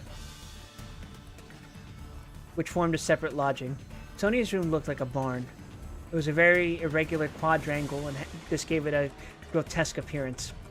The wall with 3 windows looking out to the canal ran aslant so that one corner formed a very acute angle, and it was difficult to see in it without a very strong light. The other corner was disproportionately obtuse. There was scarcely any furniture in the big room. In the corner on the right was a bedstead beside it. Nearest the door, a chair.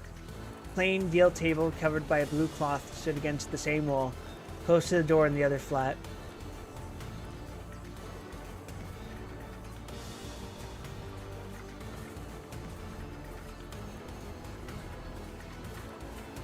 Two rush-bottomed chairs stood by the table. On the opposite wall near the acute angle stood a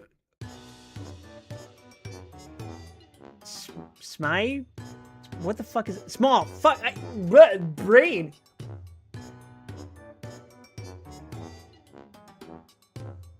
Let me read these sentences again. There was scarcely any furniture in the big room. In the corner on the right was a bedstead. Beside it, nearest the door, a chair. A plain deal table covered by a blue cloth stood against the same wall, close to the door into the flat.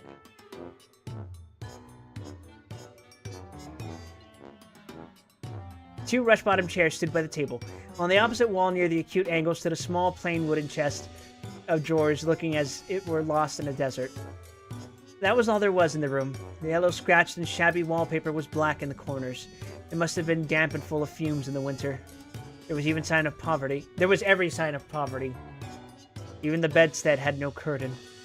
Sonia looked in silence at her visitor, who was so attentively and unceremoniously scrutinizing her room, and even began at last to tremble with terror, as though she was standing before her judge and the arbiter of her destinies. I am late. It's 11, isn't it? He asked, still not lifting his eyes. Yes, muttered Sonia. Oh yes, it is, she added hastily, as though in that lay her means of escape. My landlady's clock has just struck. I heard it myself. I've come to you for the last time. Raskolnikov went on gloomily, although this was the first time. I may perhaps not see you again. Are you going away? I don't know. Tomorrow. Then you are not coming to Katerina Ivanovna tomorrow? Sonia's voice shook. I don't know. I shall know tomorrow evening. Or tomorrow morning. Never mind that. I've come to say one word. He raised his brooding eyes to her and suddenly noticed that he was sitting down while she was all the while standing before him. Why are you standing? Sit down, he said in a changed voice, gentle and friendly. She sat down. He looked kindly and almost compassionately at her. How thin you are. What a hand. Quite transparent, like a dead hand. He took her hand. Sonia smiled faintly. I have always been like that, she said. Even when you lived at home? Yes. Of course you were. He looked abruptly and said, and the expression of his face and sound of his voice changed again suddenly. He looked round him once more. You rent this room from the Kapernaumos? Yes. They live there through that door? Yes. They have another room like this. All in one room? Yes. I should be afraid in your room at night, he observed gloomily. They are very good people. Very kind, answered Sonia, who seemed still bewildered. And all the furniture, everything is theirs. And they are very kind, and the children too often come to see me. They all stammer, don't they? Yes. He stammers and he's lame. And his wife, too. It's not exactly that she stammers, but she can't speak plainly. She's a very kind woman. And he used to be a house serf. And there are 7 children. And it's only the eldest one that stammers, and the others are simply ill. But they don't stammer. But where did you hear about them? She added with some surprise. Your father told me then. He told me all about you. And how you went out at 6 o'clock and came back at 9, and how Katerina Ivanovna knelt down by your bed. Sonia was confused. I fancied I saw him today, she whispered hesitatingly. Whom? Father. I was walking in the street out there in the corner, about 10 o'clock, and he seemed to be walking in front. He looked just like him. I wanted to go to Katerina Ivanovna. Katerina Ivanovna. You were walking in the streets? Yes, Sonia whispered abruptly, again overcome with confusion and looking down. Katerina Ivanovna used to beat you, I dare say. Oh no, what are you saying? No! Sonia looked at him with almost dismay. You love her then? Love her? Of course, said Sonia with a plaintive emphasis, and she clasped her hands in distress. You don't. If only you knew. You see, she is quite like a child. Her mind is quite unhinged, you see, from sorrow. And how clever she used to be. How generous. How kind. You don't understand. You don't understand. Sonia said this as though in despair, wringing her hands in excitement and distress. Her pale cheeks flushed. There was a look of anguish in her eyes.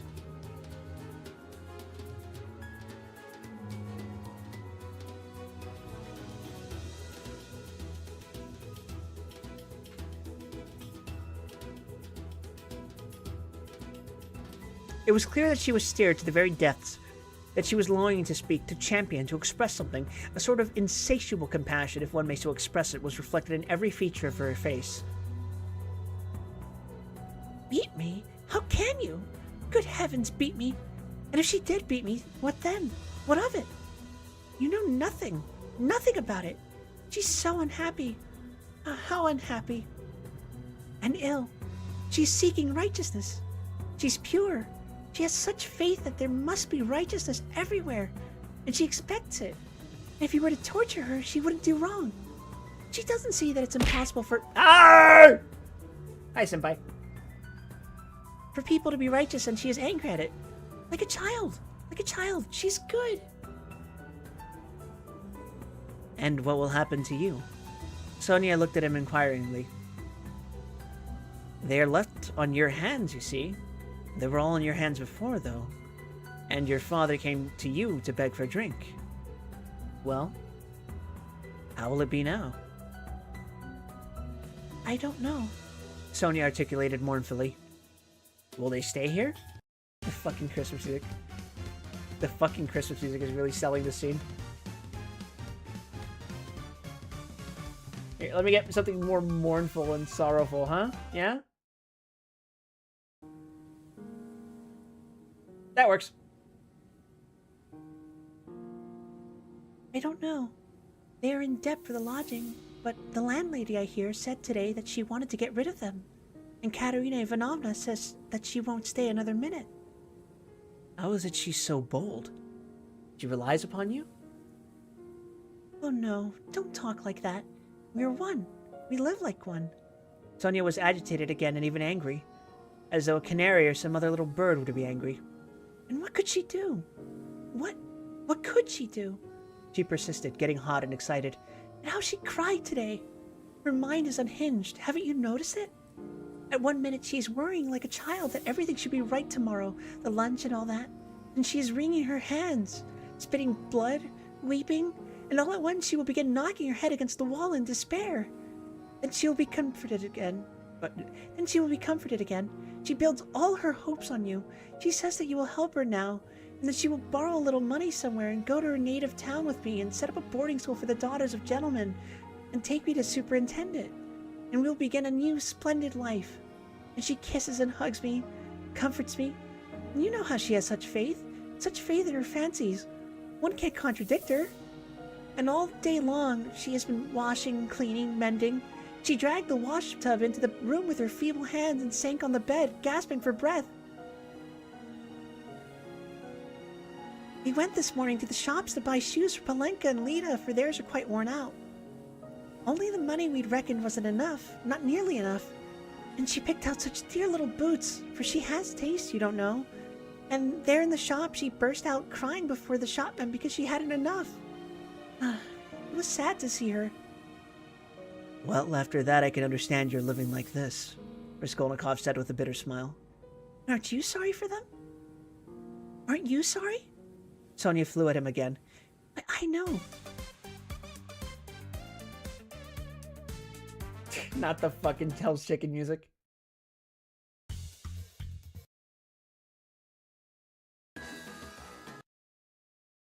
Yeah, let's get to something more appropriate.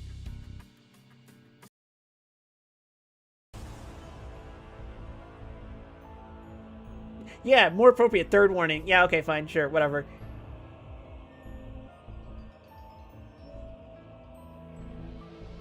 Why, I know. You gave your last penny yourself, though you'd seen nothing of it. And if you'd seen everything, oh dear. And how often I've brought her to tears. Only last week. Yes, only a week before his death. I was cruel. And how often I've done it. I've been wretched at the thought of it. All day. Sonia wrung her hands as she spoke at the pain of remembering it. You were cruel? Yes, I went to see them, she went on, weeping. And Father said, read me something, Sonia. My head aches. Read to me. Here's a book. He had a book he had got from Andrei Semyonovich Lebesniatkov. He lives there. He always used to get hold of such funny books. And I said, I can't stay, as I didn't want to read. and I'd gone in chiefly to show Katerina Ivanovna some collars. Lizaveta, the peddler, sold me some collars and cuffs cheap, pretty, new, embroidered ones. Katerina Ivanovna liked them very much. She put them on and looked at herself in the glass and was delighted with them. "Make me a present of them, Sonia," she said. "Please do. Please do," she said. She wanted them so much. And when could she wear them? They just reminded her of her old happy days. She looked at herself in the glass, admired herself, and she has no clothes at all, no things of her own. Hasn't had all these years. And she never asked anyone for anything. She's proud. She'd sooner give away everything. And these she asked for. She liked them so much. And I was sorry to give them. "What use are they to you, Katerina Ivanovna?" I said. I spoke like that to her. I ought not to have said that. She gave me such a look. She was so grieved at my refusing her. It was so sad to see. And she was not grieved for the collars, but for my refusing. I saw that. If only I could bring it all back, change it, take back those words. But it's nothing to you. Did you know Lizaveta, the peddler? Yes. Did you know her? Sonia asked with some surprise. Katerina Ivanovna is in consumption. Rapid consumption. She will soon die, said Raskolnikov after a pause without answering her question. Oh, no, no, no! And Sonia unconsciously clutched both his hands as though imploring that she should not. But it will be better if she does die. No, not better. Not at all better, Sonia unconsciously repeated in dismay. And the children? What can you do except take them to live with you? Oh, I don't know, cried Sonia almost in despair. I don't know, cried Sonia almost in despair, and she put her hands to her head. It was evident that the idea had very often occurred to her before, and he had only roused it again. And what if even now, while Katerina Ivanovna is alive, you get ill and are taken to the hospital? What will happen then? He persisted pitilessly. How can you? That cannot be. And Sonia's face worked with awful terror. Cannot be? Raskolnikov went on with a harsh smile. You're not insured against it, are you? What will happen to them then? They will be in the street. All of them. She will cough and beg and knock her head against some wall, as she did today, and the children will cry. Then she will fall down, be taken to the police station and to the hospital. She will die, and the children. Oh no! God will not let it be! Broke at last from Sonia's overburdened bosom. She listened, looking imploringly at him, clasping her hands in dumb entreaty as though it all depended upon him. Raskolnikov got up and began to walk about the room. A minute passed. Sonia was standing with her hands and her head hanging in terrible dejection. And can't you save? Goodbye for a rainy day? He asked, stopping suddenly before her. No, whispered Sonia. Of course not. Have you tried? He added almost ironically. Yes. And it didn't come off. Of course not. No need to ask. And again he paced the room. Another minute passed. You don't get money every day? Sonia was more confused than ever, and color rushed into her face again. Oh wait, no, that's Rodion still asking. What do you call me when I am laughing? Lawland? 힘들었어요? 지쳤어요? 쉬고 싶어요? 배고파요? 나가고 싶어요?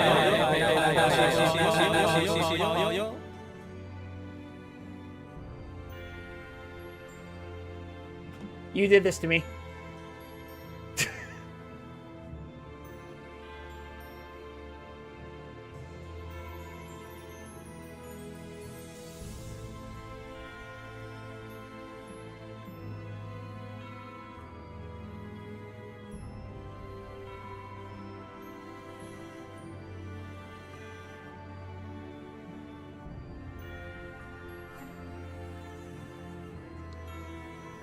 Where was I?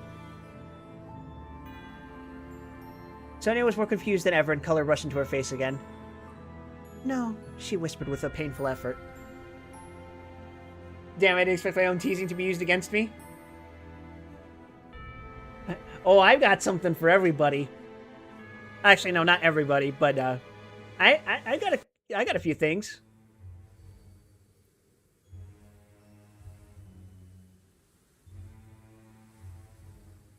It will be the same with Polenka, no doubt, he said suddenly.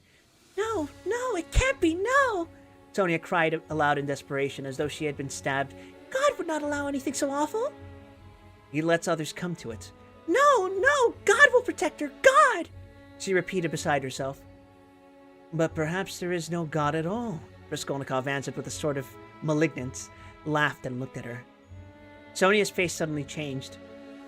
A tremor passed over it. She looked at him with unutterable reproach, tried to say something, but could not speak, and broke into bitter sobs, hiding her face in her hands.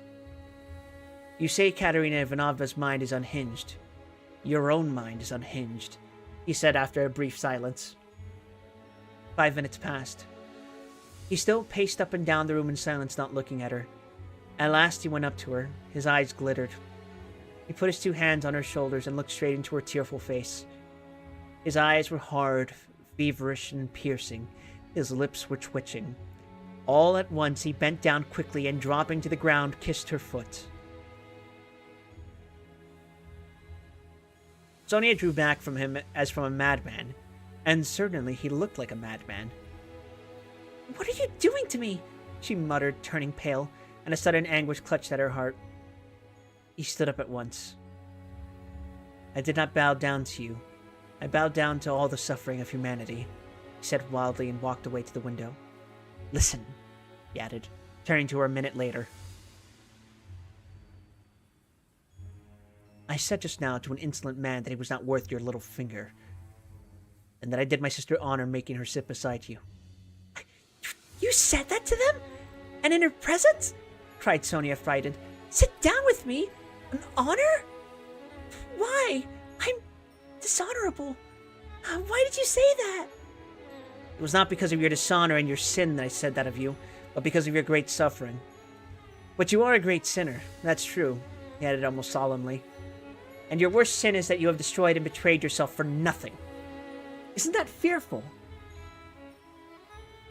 Isn't it fearful that you are living in this filth which you loathe so, and at the same time you know yourself, you've only to open your eyes, that you are not helping anyone by it, not saving anyone from anything?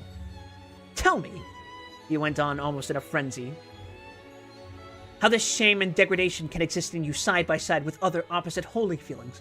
It would be better, 1,000 times better and wiser, to leap into the water and end it all. But what would become of them? Sonia asked faintly, gazing at him with eyes of anguish, but not seeming surprised at his suggestion. Raskolnikov looked strangely at her. He read it all in her face. So she must have had that thought already, perhaps many times, and earnestly she had thought out in her despair how to end it, and so earnestly that now she scarcely wondered at his suggestion. She had not even noticed the cruelty of his words. The significance of his reproaches and his peculiar attitude to her shame had, of course, not noticed either, and that too was clear to him. But he saw how monstrously the thought of her disgraceful, shameful position was torturing her, and had long tortured her. What? What? He thought, could hitherto have hindered her from putting an end to it?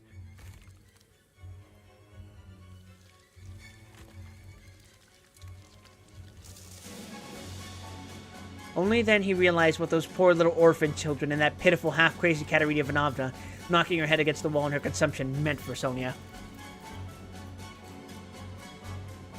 But nevertheless, it was clear to him again that with her character and the amount of education she had after all received, she could not in any case remain so. He was still confronted by the question, how could she have remained so long in that position without going out of her mind, since she could not bring herself to jump into the water? Of course he knew that Sonia's position was an exceptional case, though unhappily not unique and not infrequent indeed. But that very exceptionalness, her tinge of education, her previous life might, one would have thought, have killed her at the first step on that revolting path. What held her up? Surely not depravity. All that infamy had obviously only touched her mechanically. Not one drop of real depravity had penetrated to her heart. He saw that. He saw it through her as she stood before him. There are 3 ways before her, he thought.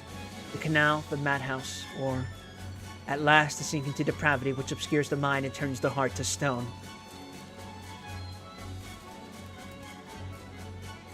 The last idea was the most revolting, but he was a skeptic. He was young, abstract, and therefore cruel, and so he could not help believing that the last end was the most likely. But can that be true? He cried to himself. Can that creature who has still preserved the purity of her spirit be consciously drawn at last into that sink of filth and iniquity? Can the process already have begun?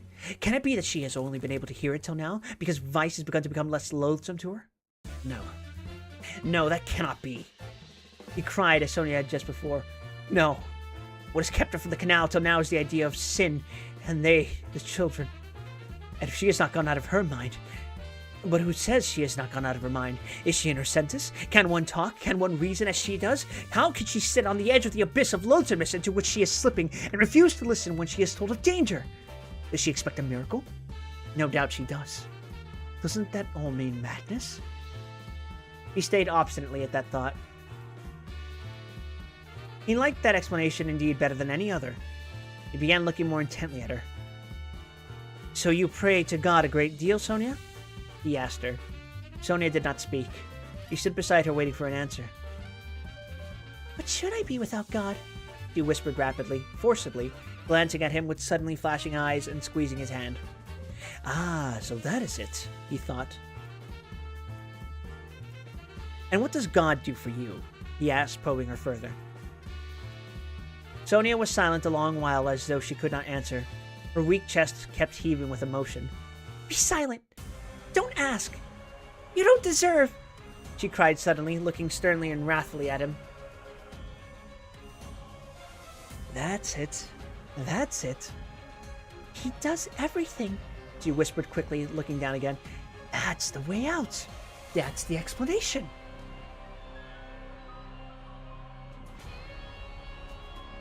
He decided, scrutinizing her with eager curiosity, with a new, strange, almost morbid feeling. He gazed at that pale, thin, irregular, angular little face. Those soft blue eyes which could flash with such fire, such stern energy, that little body still shaking with indignation and anger, and it all seemed to him more and more strange, almost impossible. She's a religious maniac, he repeated to himself. There was a book lying on the chest of drawers. He had noticed it every time he paced up and down the room. Now he took it up and looked at it. It was the New Testament in the Russian translation. It was bound in leather, old and worn. Where did you get that? He called to her across the room. She was still standing in the same place, 3 steps from the table. It was brought me, she answered, as it were unwillingly, not looking at him. Who brought it? Lizaveta. I asked her for it. Lizaveta? Strange, he thought. Everything about Sonia seemed stranger to him and more wonderful every moment. He carried the book to the candle and began to turn over the pages. Where is the story of Lazarus? This is pass on.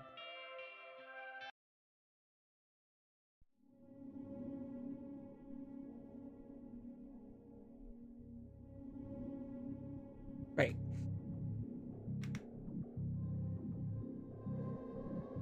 Sonia looked obstinately at the ground and would not answer. He was standing sideways to the table. Where is the raising of Lazarus? Find it for me, Sonia. She stole a glance at him.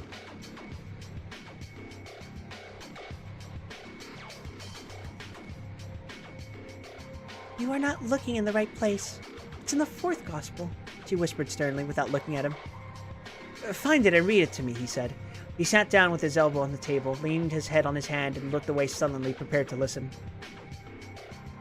In 3 weeks' time, they'll welcome me into the madhouse. I shall be there if I am not in a worse place, he muttered to himself. Sonia heard Raskolnikov's request distrustfully, and moved, hesitating, to the table. She took the book, however.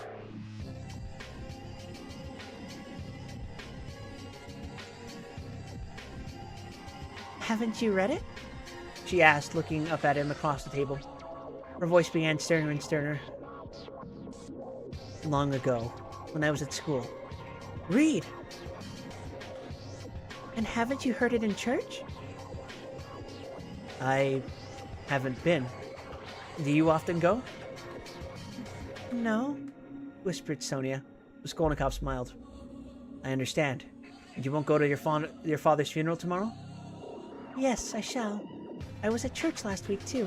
I had a requiem service. For whom? For Lizaveta. She was killed with an axe. His nerves were more and more strained. His head began to go round. Were you friends with Lizaveta? Yes. She was good. She used to come. Not often. She couldn't. We used to read together and talk. She will see God. The last phrase sounded strange in his ears, and he was something new again.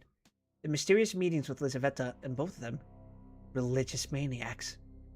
I shall be a religious maniac myself soon. It's infectious.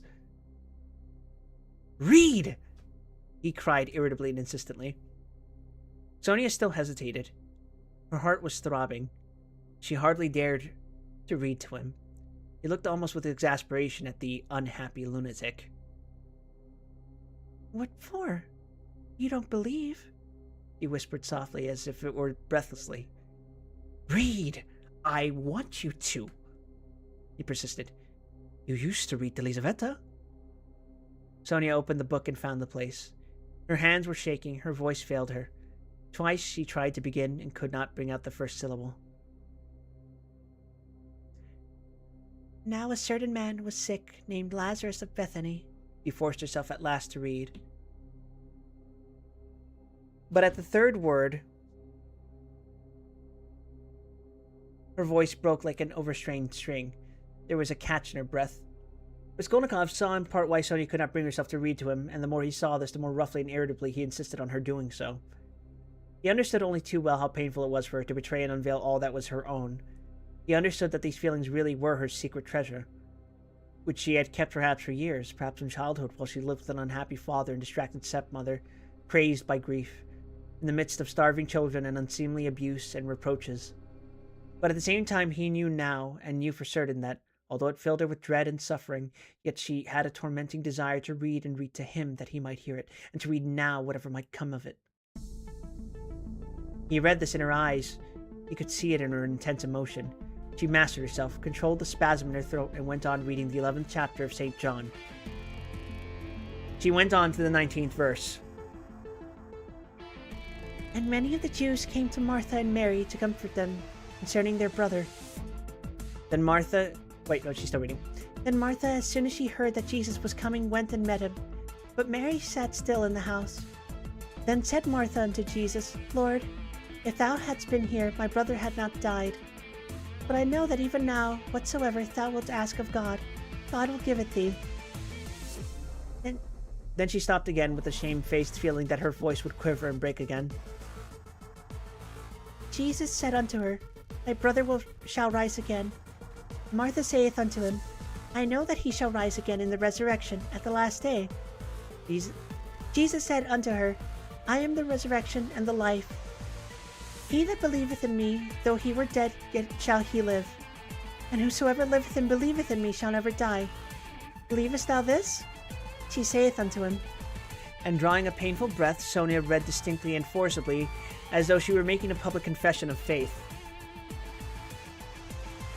Yea, Lord, I believe that thou art the Christ, the Son of God, which should come into the world. She stopped and looked up quickly at him, but controlling herself went on reading. Raskolnikov sat without moving, his elbows on the table and his eyes turned away. She read to the 32nd verse.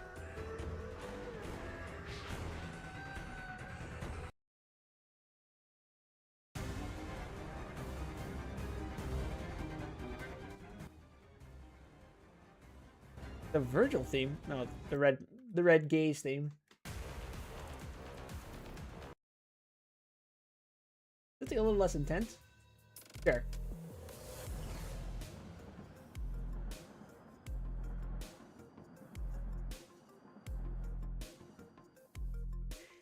Then when Mary was come where Jesus was and saw him, she fell down at his feet, saying unto him, Lord, if thou hadst been here, my brother had not died. When Jesus therefore saw her weeping, and the Jews also weeping which came with her, he groaned in the spirit and was troubled, and said, Where have you laid him? They said unto him, Lord, come and see. Jesus wept. Then said the Jews, Behold how he loved him. And some of them said, Could not this man which opened the eyes of the blind have caused that even this man should not have died? Raskolnikov turned and looked at her with emotion. Yes, he had known it. She was trembling in a real physical fever. He had expected it. He was getting near the story of the greatest miracle, and a feeling of immense triumph came over her. Her voice rang out like a bell. Triumph and joy gave it power. The lines danced before her eyes, but she knew what she was reading by heart. At the last verse, could not this man which opened the eyes of the blind, could not this man which opened the eyes of the blind? Dropping her voice, she passionately reproduced the doubt, the reproach and censure of the blind, disbelieving Jews, who in another moment would fall at his feet as though struck by thunder, sobbing and believing. And he too is blinded and unbelieving. He too will hear. He too will believe. Yes, yes.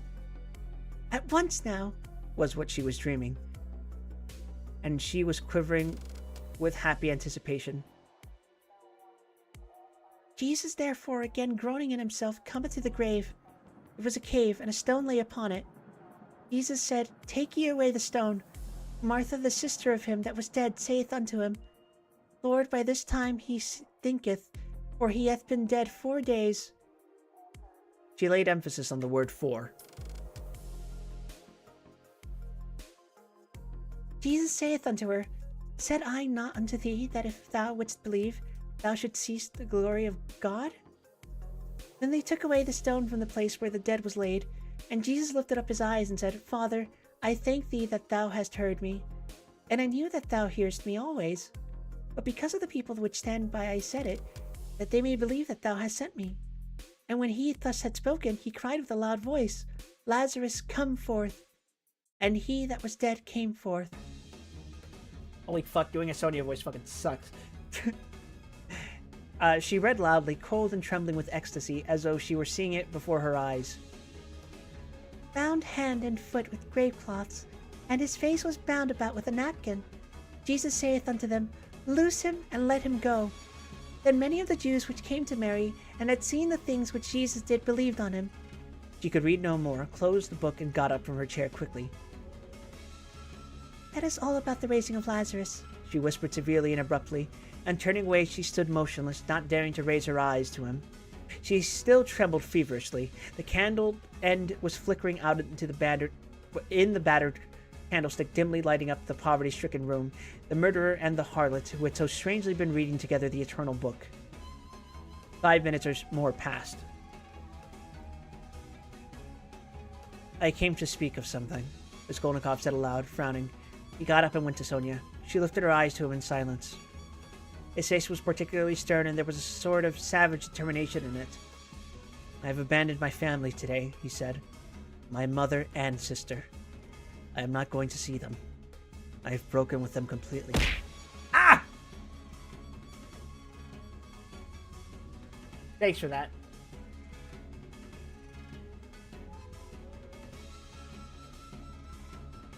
Alright. Let's do the Sonia voice again. What for? Asked Sonia, amazed. Her recent meeting with his mother and sister had left a great impression which she could not analyze. She heard his news almost with horror. I have only you now. Yes, I have been so Oh, fuck. We gotta skip this one. This is horrific timing, but kind of hilarious.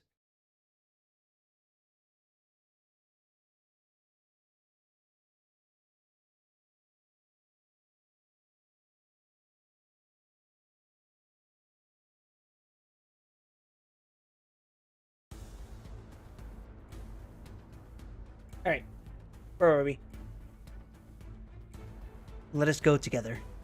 I've come to you. We are both accursed. Let us go our way together.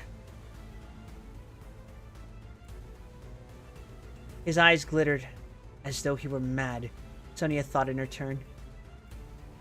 Go where? She asked in alarm, and she involuntarily stepped back.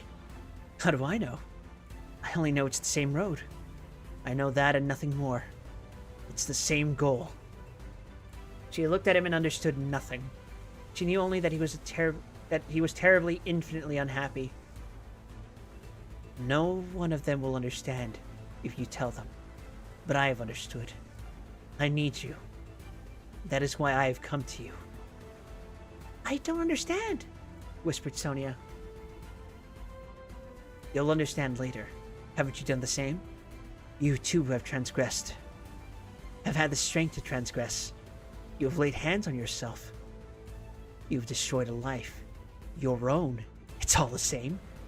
You might have lived in spirit and understanding, but you'll end in the Haymarket. But you won't be able to stand it. And if you remain alone, you'll go out of your mind like me. You were like a mad creature already. So we must go together on the same road. Let us go. What for? What's all this for? Said Sonia, strangely and violently agitated by his words. What for? Because you can't remain like this. That's why. You must look things straight in the face at last, and not weep like a child and cry that God won't allow it. What will happen if you should really be taken to the hospital tomorrow? She is mad and in consumption. She'll soon die. And the children? Do you mean to tell me that Polenka won't come to grief? Haven't you seen children here at the street corners sent out by their mothers to beg? I found out where those mothers live and in what surroundings. Children can't remain children there.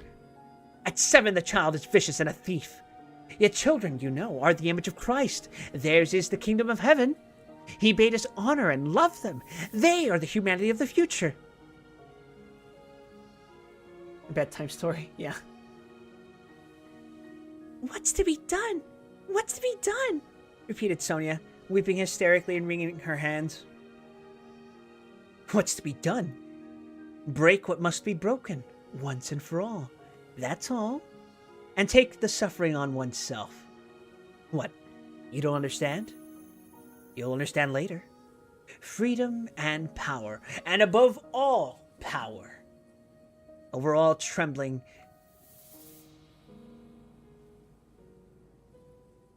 creation. That's creation. Over all trembling creation and all the ant-heap. That's the goal. Remember that. That's my farewell message. Perhaps it's the last time I shall speak to you. If I don't come tomorrow, you'll hear of it all, and then remember these words. And someday, later on, in years to come, you'll understand perhaps what they meant. If I come tomorrow, I'll tell you who killed Lizaveta. Goodbye. Sonia started with terror. Why? Do you know who killed her? She asked, chilled with horror, looking wildly at him. I know, will tell. You. Only you. I have chosen you out. I'm not coming to ask forgiveness, but simply to tell you. I chose you out long ago to hear this. When your father talked of you and when Lizaveta was alive, I thought of it. Goodbye. Don't shake hands. Tomorrow. He went out. Sonia gazed at him as at a madman, but she herself was like one insane and felt it. Her head was going round. Good heavens! How does he know who killed Lizaveta? What did those words mean? It's awful! But at the same time, the idea did not enter her head. Not for a moment. Oh, he must be terribly unhappy. He has abandoned his mother and sister. What for? What has happened? What had he in his mind? What did he say to her? He had kissed her foot and said... Wait, no. No. He had kissed her foot and said... Yes, he had said it clearly that he could not live without her. Oh, merciful heavens! Oh, hi, buddy. I'm doing my best to do a voice of a girl named Sonia. We're reading a very long book called Crime and Punishment. Sonia spent the whole night feverish and delirious. She jumped up from time to time, wept and wrung her hands, then sank again into feverish sleep and dreamt of Polenka, Katerina Ivanovna, and Lizaveta, of reading the gospel and him with a pale face with burning eyes, kissing her feet, weeping. On the other side of the door on the right, which divided Sonia's room from Madame Restlich's flat, was a room which had long stood empty. A card was fixed on the gate, and a notice stuck in the windows over the canal advertising it to let. Sonia had long been accustomed to the rooms being uninhabited. But all that time, Mr. Zvijigailov had been standing, listening at the door of the empty room. When Raskolnikov went out, he stood still, thought a moment, went on tiptoe to his own room, which had adjoined the empty one, brought a chair, and noiselessly carried it to the door that led to Sonia's room. Interesting, yeah. Brought a chair and noisily carried it to the door that led to Sonia's room. The conversation had struck him as interesting and remarkable, and he had greatly enjoyed it. So much so that he brought a chair that he might not, in the future, tomorrow for instance, have to endure the inconvenience of standing a whole hour, but might listen in comfort. And that's chapter 4 done. Good news, everyone. We're on page 369 out of 595. We only have 226 more pages to go until we have finished Crime and Punishment. I love Russian literature.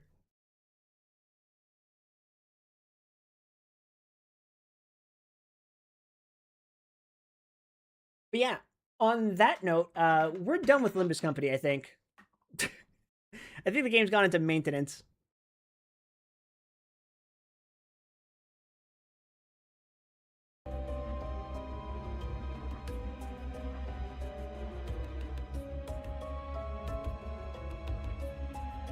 Yeah, if I click go to window, I think it's gonna boot me out of the game.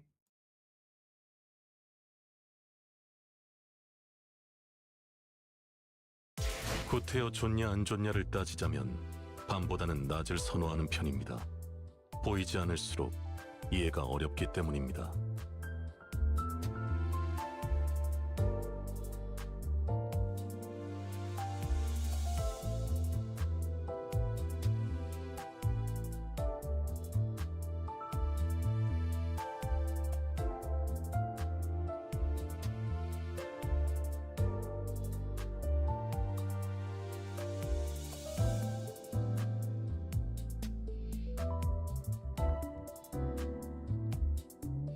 And I think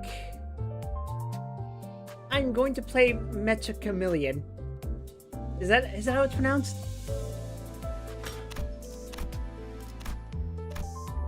Yep.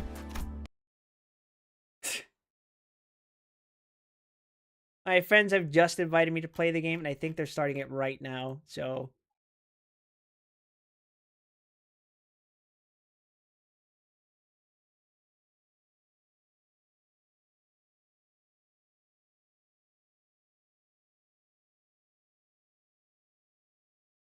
Let me see. I probably should have installed the game ahead of time, but also my internet's pretty freaking fast, so it's probably okay. Now, I think what I'm going to do is probably end the stream and then restart it. So, don't go anywhere, I guess.